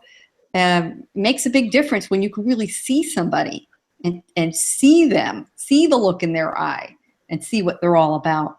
She's going to scare some people. That's great. Gus, Daniel, your thought about this, the debut of Clarissa Shields and the possible emergence in a serious way for women's boxing?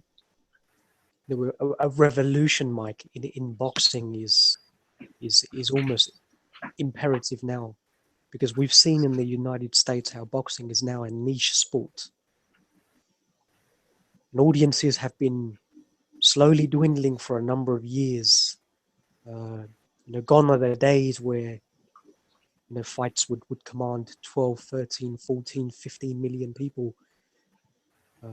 So not only from an economic standpoint, but from a strategic standpoint, I think it's an inspired decision.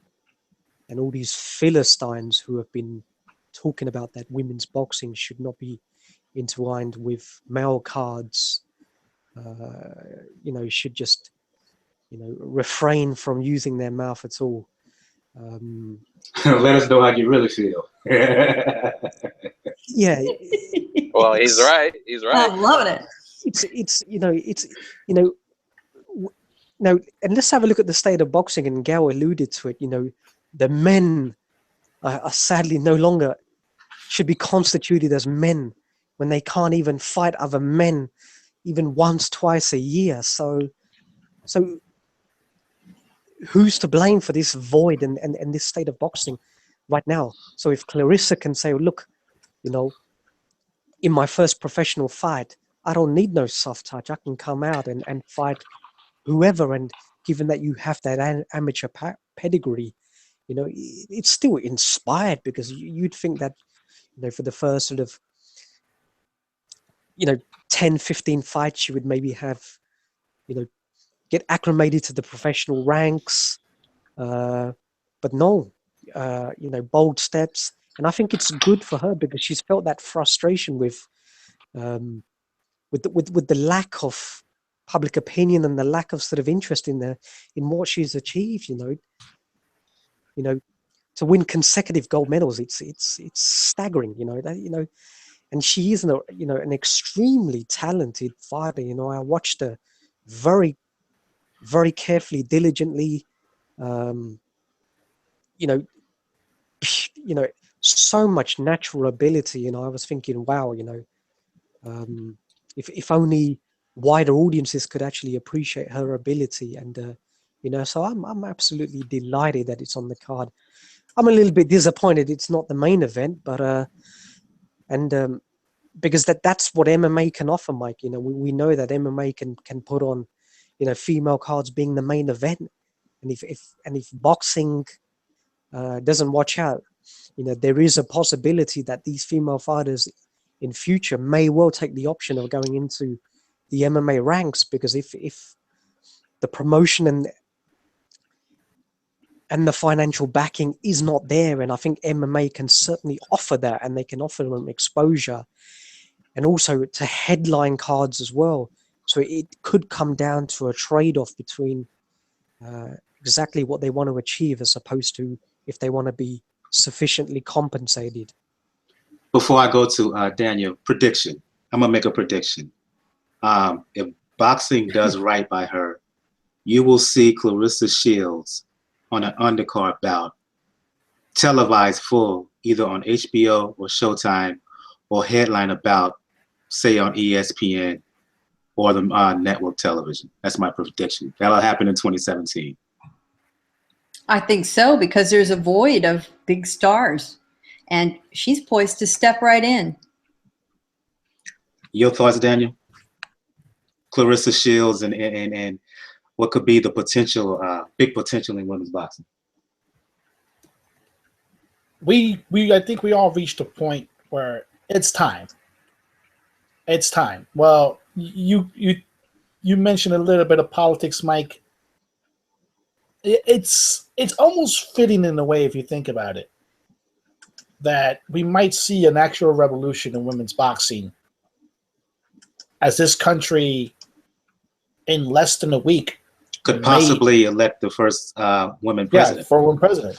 Yeah, that's the whole point. Yeah, that's the revolution is happening, because it's not just Clarissa. There's how many of these fighters from 2016 in the female ranks have gone pro because of her. Like, she's the one that she took that tip in, because remember, there were still rumors that she thought she wanted to go to Tokyo at 2020. Yeah. But I think it tipped the scale. So now you mentioned Salisa Brackes. We cannot forget the Serrano sisters. They're out there. Right. There's out here in New York, there's Heather Hardy.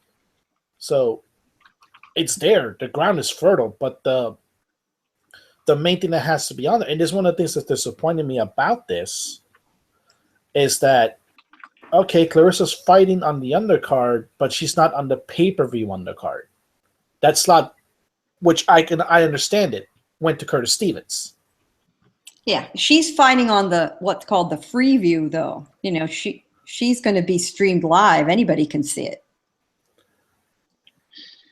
There's that, but there's something to learn about a pay-per-view. Sure. And if they're smart, especially if we get some, early stoppages on the paid part of the pay-per-view, that they go back and show highlights or interview her in between fights or something, make it sort of a recorded walk-off, if you will. Could happen. Not only that, highly likely that the replay of Ward Kovalev will be shown as part of the Lomachenko Walters bout the following week. Not only would your scenario, Gail, would be good, but would also be good if during that, particularly during the replay of Kovalev and Ward, HBO will decide to show some highlights of Shields and Chews. That's the whole point. We have to see how this goes, because it's true. This is technically a tryout for Shields. And it's a big stage audition. I mean, the stakes couldn't be higher. Yeah, and remember, like Lou DiBello was circling her for years. Unfortunately, he's lost a lot of leverage thanks to the state of New York. But now we heard, like I said, Oscar now circling. Yeah. I think I heard James Prince maybe circling. Oh, I hope there's a bidding war.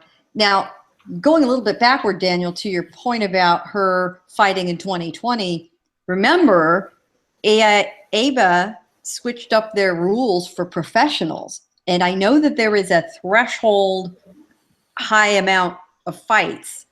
You can have so many fights, I believe, in theory, or there are some limits, but it's possible that she'll still be eligible, even if she's been fighting professionally, to go back to the Olympics again. But if she's making a success of it and making some money, plans change. Because Nicola Adams is still thinking of doing that, yeah. Yeah, and the thing that has to change is we cannot treat women's boxing as just a novelty. That's the thing that I think hurt it with Layla Ali, with Mia St. John. I agree. And the first thing we need to do, women need to fight standard 3-minute rounds. The 2-minute rounds have to go. They're perfectly capable of going 3 minutes. That's important. The rules should be absolutely the same. The parameters should be absolutely the same. It's going to be interesting to see the television audiences when she fights, just to measure the peak and see if we can sort of differentiate the sort of impetus of new fans and viewers who are actually viewing the fight. Right. That's a good Yeah. point. Mm-hmm. Well, well, trust me, it would not surprise me at all if, particularly now, like Gil, you just mentioned it, like a fight that happened in LA Fight Club. If Oscar winds up winning the bidding war, and maybe she decides I'm ready to fight on the undercard for Hopkins Smith Jr. Well, that's funny. You just read my mind. If she has an easy outing here in a couple of weeks, she can fight again in a month. Mhm. And we've seen plenty of women fighters at the Forum on undercards. Yeah, so that's Almost always at least one. yeah, and that's the whole thing. And I do agree with you when it came to the rules. I always find it perplexing that the women only fought 2 rounds, where you see them, they're hitting pretty hard. It's not like stamina is an issue there. So the main thing that hopefully it'll change in it, but it's true, we have to give a shout out to MMA, because women in combat sports wouldn't get as big as it is if it wasn't for somebody like Ronda Rousey. No, I absolutely agree. And if it took MMA to pave the way and get this to happen, more power to them. Great. But it doesn't mean that the sports are interchangeable or the personalities are interchangeable. Should some women want to switch back and forth? Great. You know, and I don't blame anybody for going where the money is. I don't. Okay. The way it I'm goes. back. I'm back now. My screen froze for a bit. I'm sorry.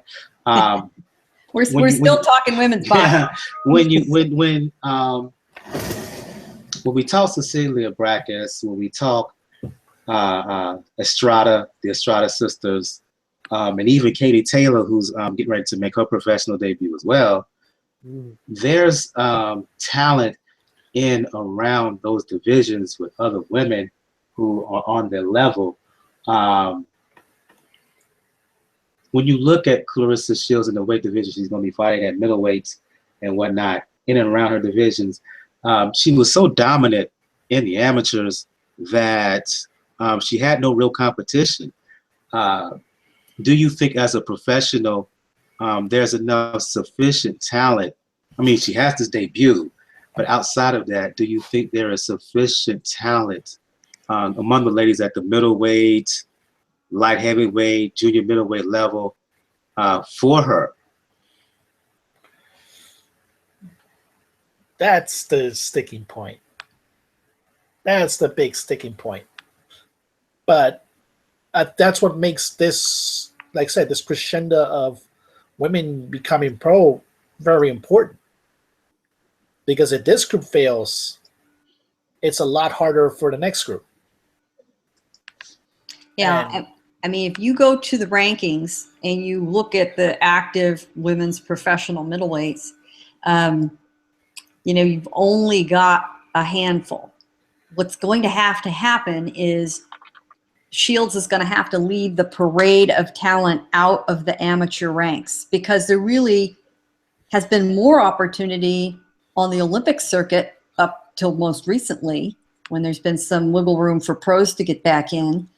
You know, the women have just simply stayed there, especially when they're in countries with programs that help support them. The #1 women's middleweight professional in the world is from Germany. In fact, her name is Christina Hammer. How fitting is that? She's undefeated. She's 26 years old. She's 19-0.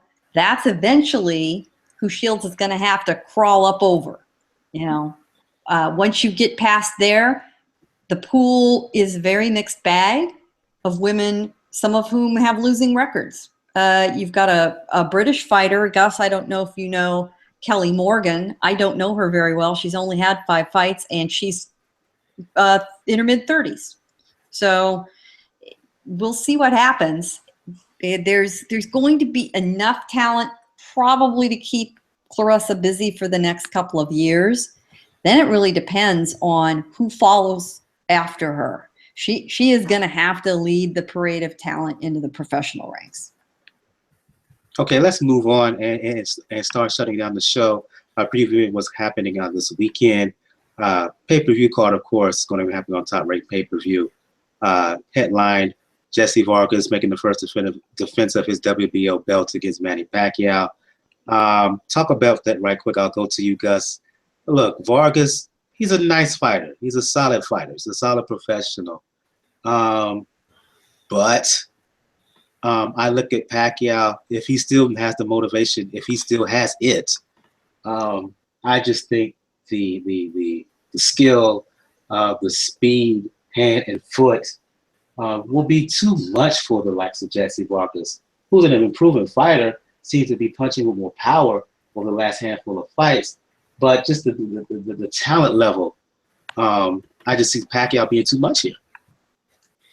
Yeah, Mike, and I think that's what the Vargas camp is almost relying upon to a certain extent, thinking that Manny is at that stage of his career where his first fight since becoming a senator, and whether the demands of his day and whether his motivation is still there, because he's been very active in his senatorial duties, doing 10 hours a day and then training after. So his training camp has almost been on the reverse, very much in the Philippines, as to how he's traditionally had it in his younger days.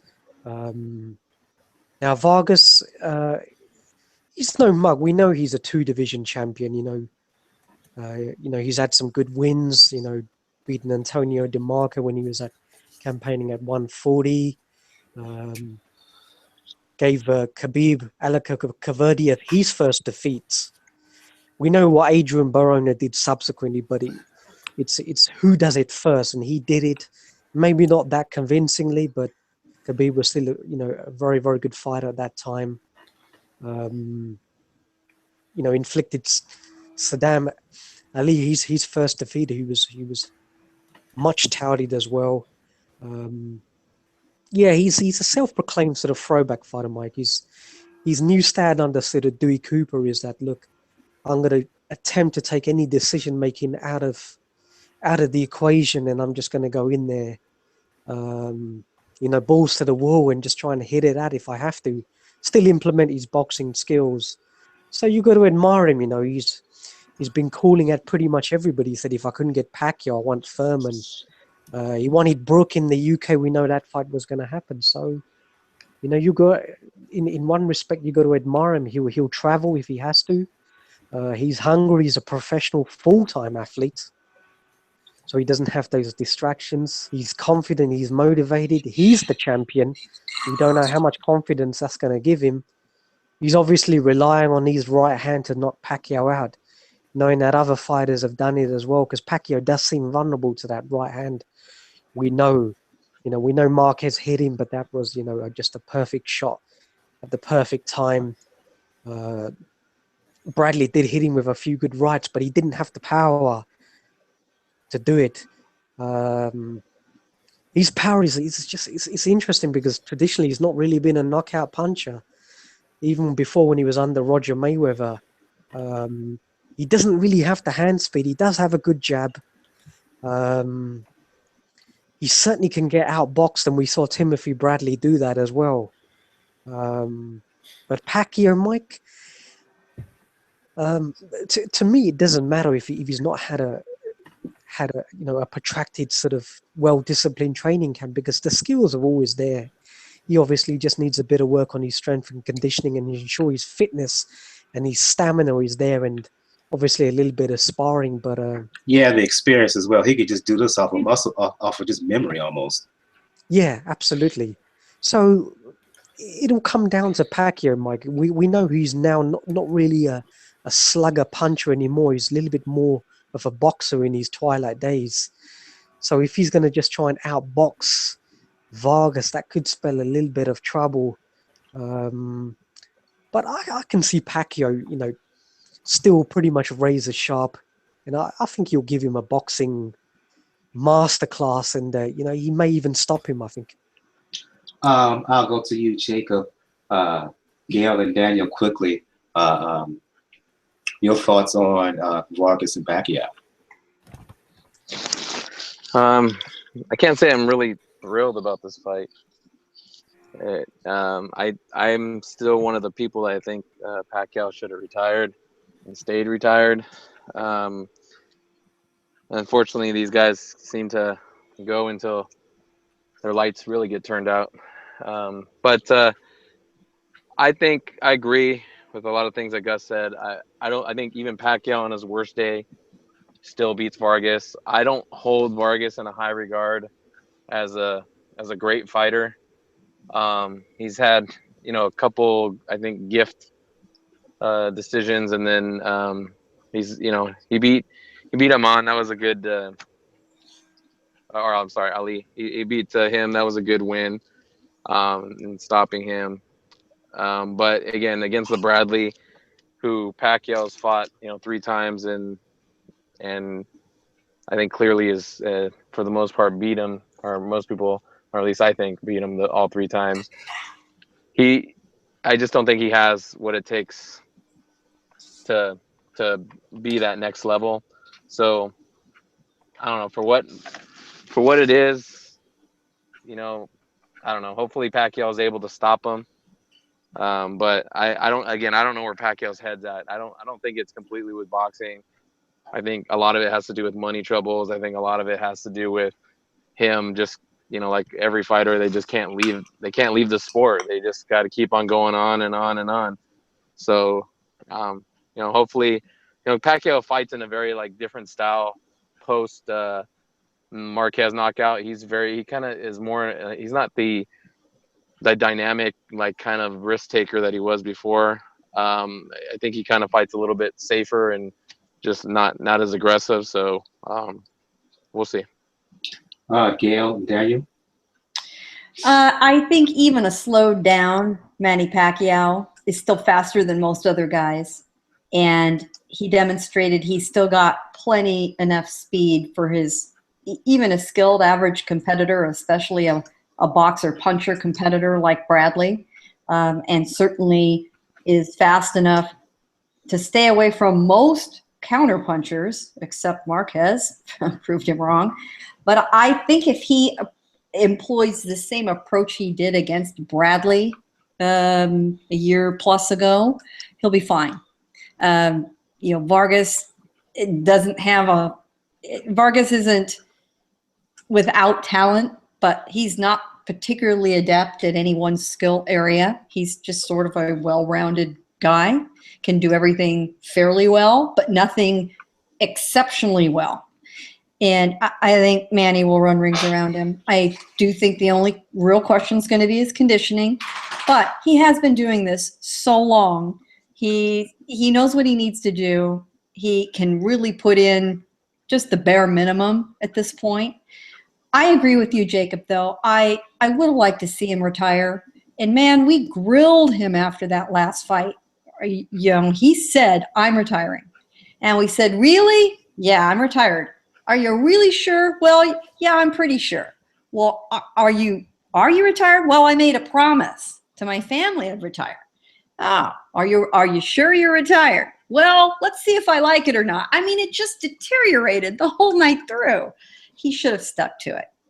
But unlike a lot of other boxers, the need to make money for Manny is not only for himself.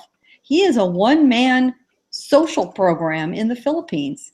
He has built hospitals and schools and given away a lot of that money for needs back in his home country. I think as a senator now, he feels more pressure now than he ever did to deliver for his country. That's an enormous burden to carry. I think we sometimes forget about that and the place he holds at home and the way he's regarded by his fellow Filipino citizens. So there's a lot of that going on, and I get it. Now, Freddie Roach is talking about Manny having 2 more fights after this. 2 more fights he thinks he's good for. And he says he'd like one of them to be Lomachenko. Chew on that for the rest of the night. I heard Canelo even. Stop it. Well, that's just fucking ridiculous. No, I'm sorry. serious. I But- did hear that. But he No, says I know he's serious. No, Aaron topped that. Aaron topped that. Well, When Aaron- I know you're serious, but again, stop it, Aaron. Stop that's it. just trolling. But when Freddie Roach says Lomachenko, that is worthy of stopping to think about. I think it's a bad idea, but that is a plausible idea. Not if he If it gets was, and if axed it was down. big money, never What would know. you think, Gus? Not if my brethren is gonna axe him down, mate. Hold on. We're going to get into that a little later. Let's get into that a little bit now. Chop him down, brethren. I got family in Jamaica, so you know. for those who are listening now or listening when this is on, listening to the eventual podcast of this, he's talking about Nicholas Walters is going to be fighting Lomachenko later on this month. Actually, and that a fight that we are all very much looking forward to. Yeah, and again, I've heard that, but just stop it with the Canelo stuff. Stop trolling, Aaron. Of course, there's also Terrence Crawford out there, who I will continue to say, stay away from him, Manny. Well, Manny's not going to have any choice. Let me clarify that. Manny I doesn't think have Freddie. any choice. I think Freddie is going to intervene. I don't think Freddie will let that happen. Right. Aaron will want it. Freddie will not let it happen. Okay, I'm gonna split these next few fights up between certain individuals. I will go to you, Gail. Oscar Valdez, who looked very good at his winning the WBO featherweight title, making his first defense against a Japanese fighter by the name of Osawa. If you heard anything about Osawa, let us know. Showcase bout for Valdez just to get a defense in and make some coin in the pocket.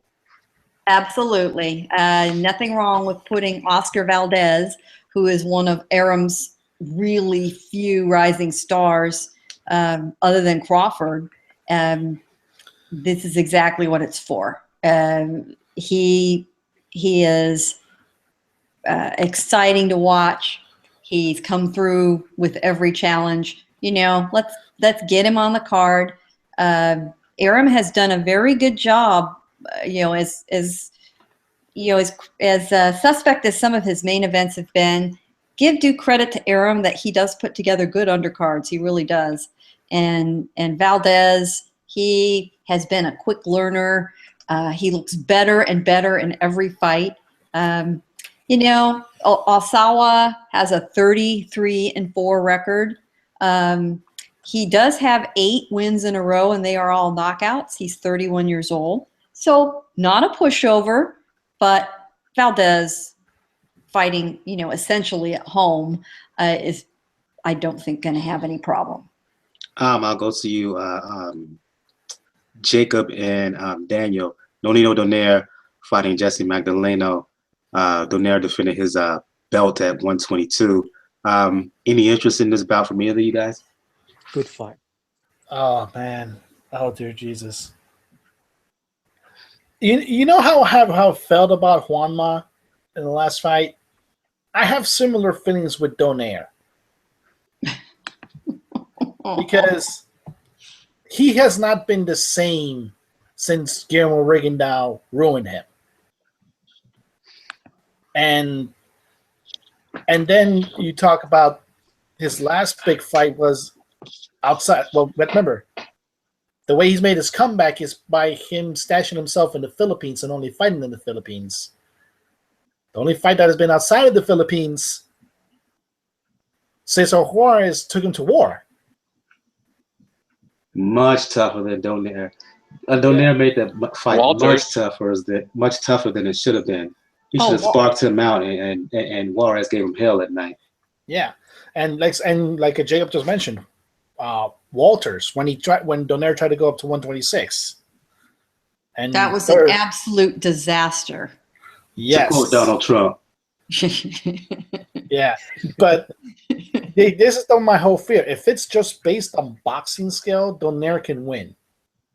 But Magdaleno, his best shot is to make it a brawl because Donaire has shown that against his own best interest, he will get into a brawl if it's presented to him. And this, like I said, to me, this is the upset of the night. This could be the upset of the night. I could see Magdaleno pull it off against Donaire. Wow. Almost every other bout. Yeah, almost every other bout. Like, and to Gus's credit, like, you want to know why Andy Ruiz is fighting for a WBO title? All 4 titles for a top ranked card apparently magically are all for the WBO.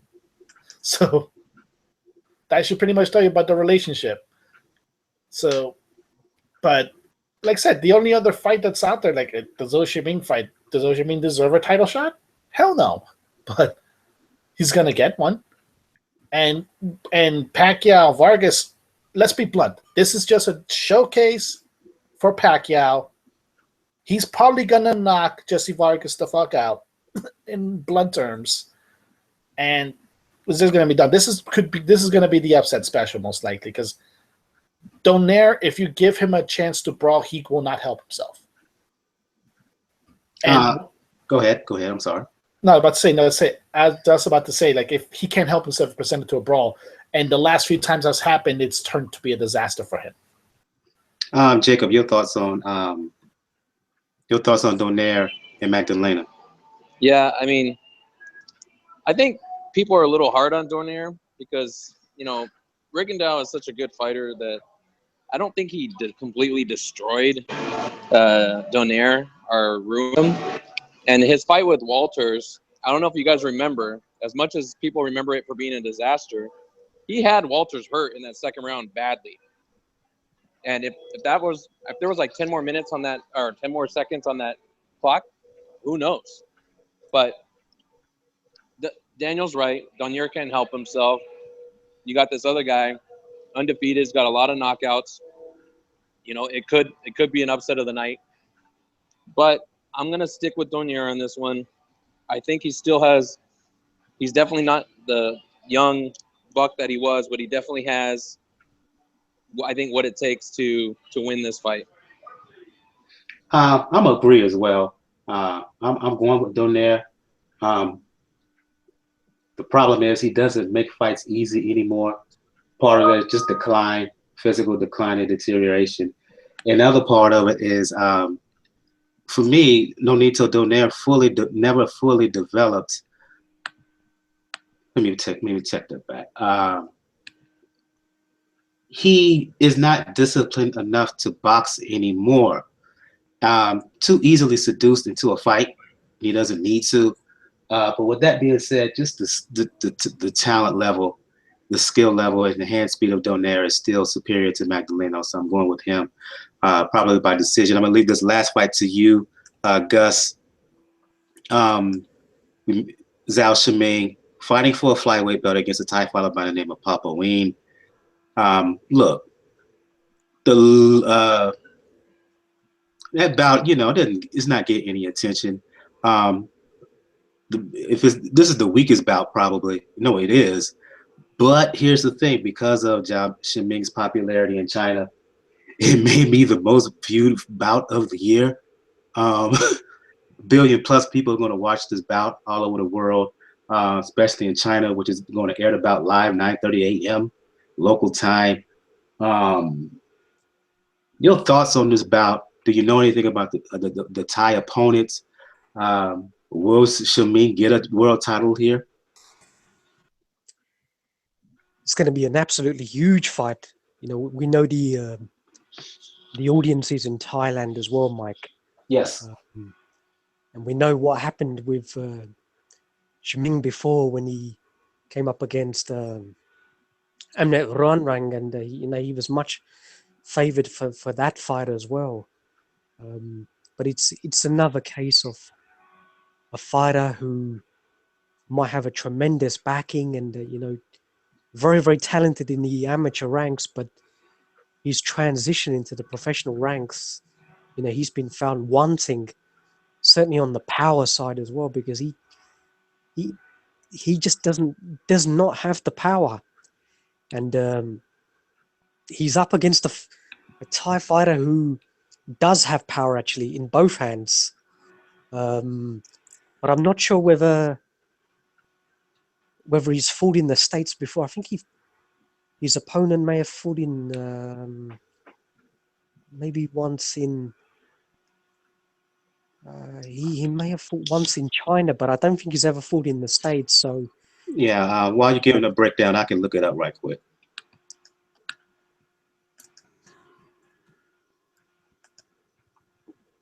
it might be a similar case of when Turdsek, when he came over and fought Orlando Salido,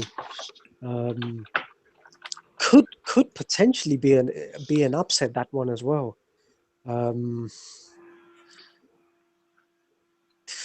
Difficult to say, I might even actually go for an upset on this one. You know what? Papa Wing 39-1, 2 draws, 24 KOs. Yeah. Yeah, he's heavy-handed. I've seen him fight. On paper, he has a very good record. The problem is, and here's the thing. They fought before? They fought before. Yeah. And he's never fought out of the... Zhao Shiming, he beat him by decision. That tells me that this is being set up for Shiming to win a world title. There's only other way I can see it here. Beaten by decision in China I wasn't 2 years ago. And again, I just look at this and I see Shiming, who was a fighter who Gus, he's not that skilled where he can outbox guys given his lack of power, but he's not a good enough infighter. He's not physically strong enough or has power to overwhelm guys. He seems to be stuck right there in the middle. That's why you see the lack of progression in his professional career, and what he can do well, I just don't know. Some fighters, there are some fighters who may not do one thing great, but they do everything well, and that gets them over. And there are some other fighters who's kind of average in every little thing. So while they, to the point that they will only progress at a certain level, and I see that way with Shiming here. Look, I think he's going to win a title, but because of his style, I just don't see him being competitive at all anytime he tries to step up and fight the best in the division. You saw it with Rung Roy. What's left of the flyweight division? I mean, he fight this number one. If he ever get in the ring with this number one guy, with the guy who's was number one for Chocolatito's belt, who I predict will win a WBC title, another fella Thailander, that guy would beat Shiming. Yeah, Paul Chok Choi. He would. Right, Paul Chok Choi. Kazuta Ioka, if he ever fought Shiming, he would beat him. Nietes, it's not even fun. It's a non-competitive fight. Nietes will school a mess out of him. Absolutely. So he's only going to reach a certain level. He will win a belt, I predict, and he will make a certain number of defenses, and Arum would do his best to protect him so he can make much money out of him as he can. That's all I see for I'm not wrong, for Zhao Shiming at this point of his career. You could even see the scorecards, Mike. Even if it's close, the Thai fighter is not even going to get the decision either. Yeah, the Rung Roy bout was such an outclassing by Rung Roy. They couldn't judge it any other way if they even tried to. Folks would have raised holy hell. But in this fight, to your point, even if it's halfway close, they're going to give it to Shiming, I believe. Let's talk about also the fact that Shiming could possibly move up to 115. And that's a mistake. No, look at the murderer's row that awaits him if he goes there. The strongest division in boxing, all of boxing, 115. Oh, dear Jesus. Oh, Inoue would take that fight in a minute. Just based on Chinese-Japanese hatred, they'll take that fight in a minute. Now you also got Kao Yafai in that division now, Mike, and fighting Concepcion. I forgot about Concepcion. I think Concepcion would beat him as well. So I wouldn't mind seeing him against Nietes, though. No. It would be a good. Nietes would destroy that guy. He would destroy him. That's the reason I want to see it, though. You're a sick man, Daniel. I know I am. Man. I know I am. Nietes is a much better overall fighter than Rung Roy, who had his way with Shiming. Shiming wouldn't win a round against Nietes. Not a round. Yeah. Michael, your description of is very similar to like an Asian version of Jesse Vargas. He's not great in any particular area, just kind of average. He's man. He's a man fighter. He's pretty much man. That Michael just described legitimately Jesse Vargas and Danny Garcia, essentially, in the first description. No, because I give credit to Garcia. He doesn't do anything really great, but he's at least good overall, where he can win. He's got a decent hook, I think. Decent hook and decent chin, but he's the biggest overachiever in boxing. Mm-hmm. Whereas, Jesse Vargas is just mad. Let's talk about how. Yes, we know it's not on HBO, but how little buzz overall has there been for this fight? That to me is the most shocking thing. I can hardly attribute this still to the hangover from Mayweather and Pacquiao. I have a hard time blaming it all on that. The promotion, the lead up has been horrible. There are some good undercard fights. There really are in this bout. I think part of it is that it's at the Thomas and Mack Center, aka the Thomas and Wack Center to a lot of people. It is not. It's not at the MGM. It's not at the T-Mobile. It's off at the campus of UNLV, which is considerably east of the Strip. Which it's not that far. I mean, it's a $5 Uber ride. It's close, but it isn't walkable, and there's no transit out there. So y'all got to get your ass out there. It's built for college basketball. It's not built for boxing. So there's not exactly a lot of love for the venue, and there is a lot to be said when you get the MGM machine behind your event, as if when you're at the Grand Garden Arena, or now if you're at T-Mobile Arena, which they also own, you get a lot of push. There's none of that this time. It's missing. I think a lot has to do with Pacquiao's decline in popularity. I just don't think he is the star that he used to be. I think he's gotten himself into a lot of trouble by what he said, and he's a great fighter, but I think the latter part of his career has been less than stellar. And let's face it, it's just in athletes and stars in general. Athletes, music, movies, television, you reach a certain point, a certain height, a crescendo, and then it steadily falls off. I mean, you look at music, a musician, a singer, even a rapper, they get up there, they rise, and after about a 10-year point, if they're really, really good, they'll reach a plateau, and then you'll see the steady decline in their career, where it starts slowly but surely waning down. It's the same thing with boxing. Yeah. Mike, how is that fight being shown in the States? Is it exclusively on streaming through Top Rank? Yeah. No, I mean, it is available via cable operator provided pay-per-view, but it has not got the backing of one of the major networks. This is not an HBO produced event, and not produced by another major network operation. Who's doing the commentary? Is it Stephen A. Smith and Stephen A. Smith? I think the Colonel and Christina Poncher. Yeah, it's kind of an odd bunch. Be interesting to see what happens.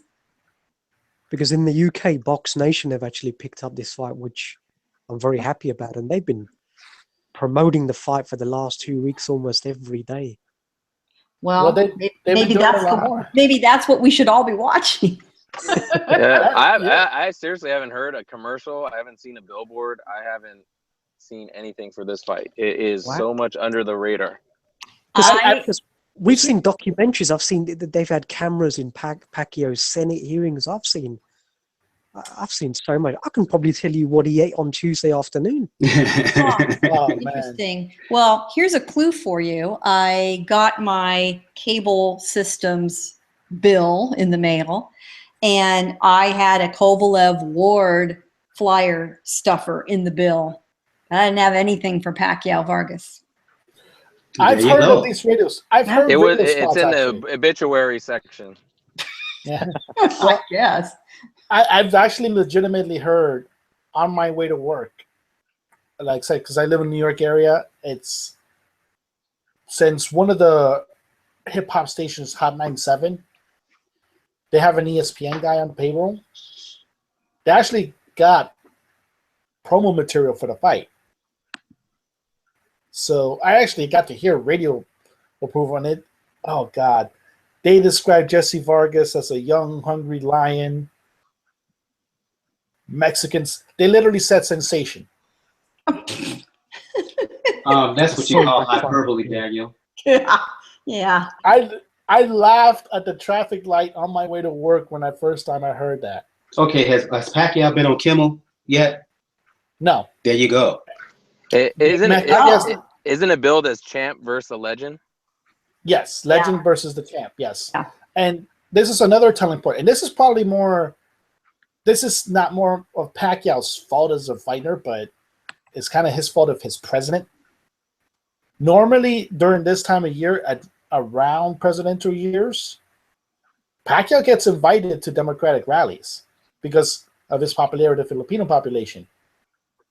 He's not being invited to any Democratic rallies that I know of this year. Well, Pacquiao has given interviews with Filipino media, by the way, that he is staying neutral in the presidential race this year, that he is not going to endorse, although he has apparently met Bill Clinton, but he's never met Hillary, which is interesting. I can only imagine what Manny and Bill had to talk about. Here's what's interesting. Pacquiao has not been on Kimmel, but Stephen A. Smith has. Well, it is ESPN. It is the same network. So he mentioned calling the fight, and he talked about being there and what it's going to be like to call it, so forth. So that's as close as they've gotten. There you go. Yeah.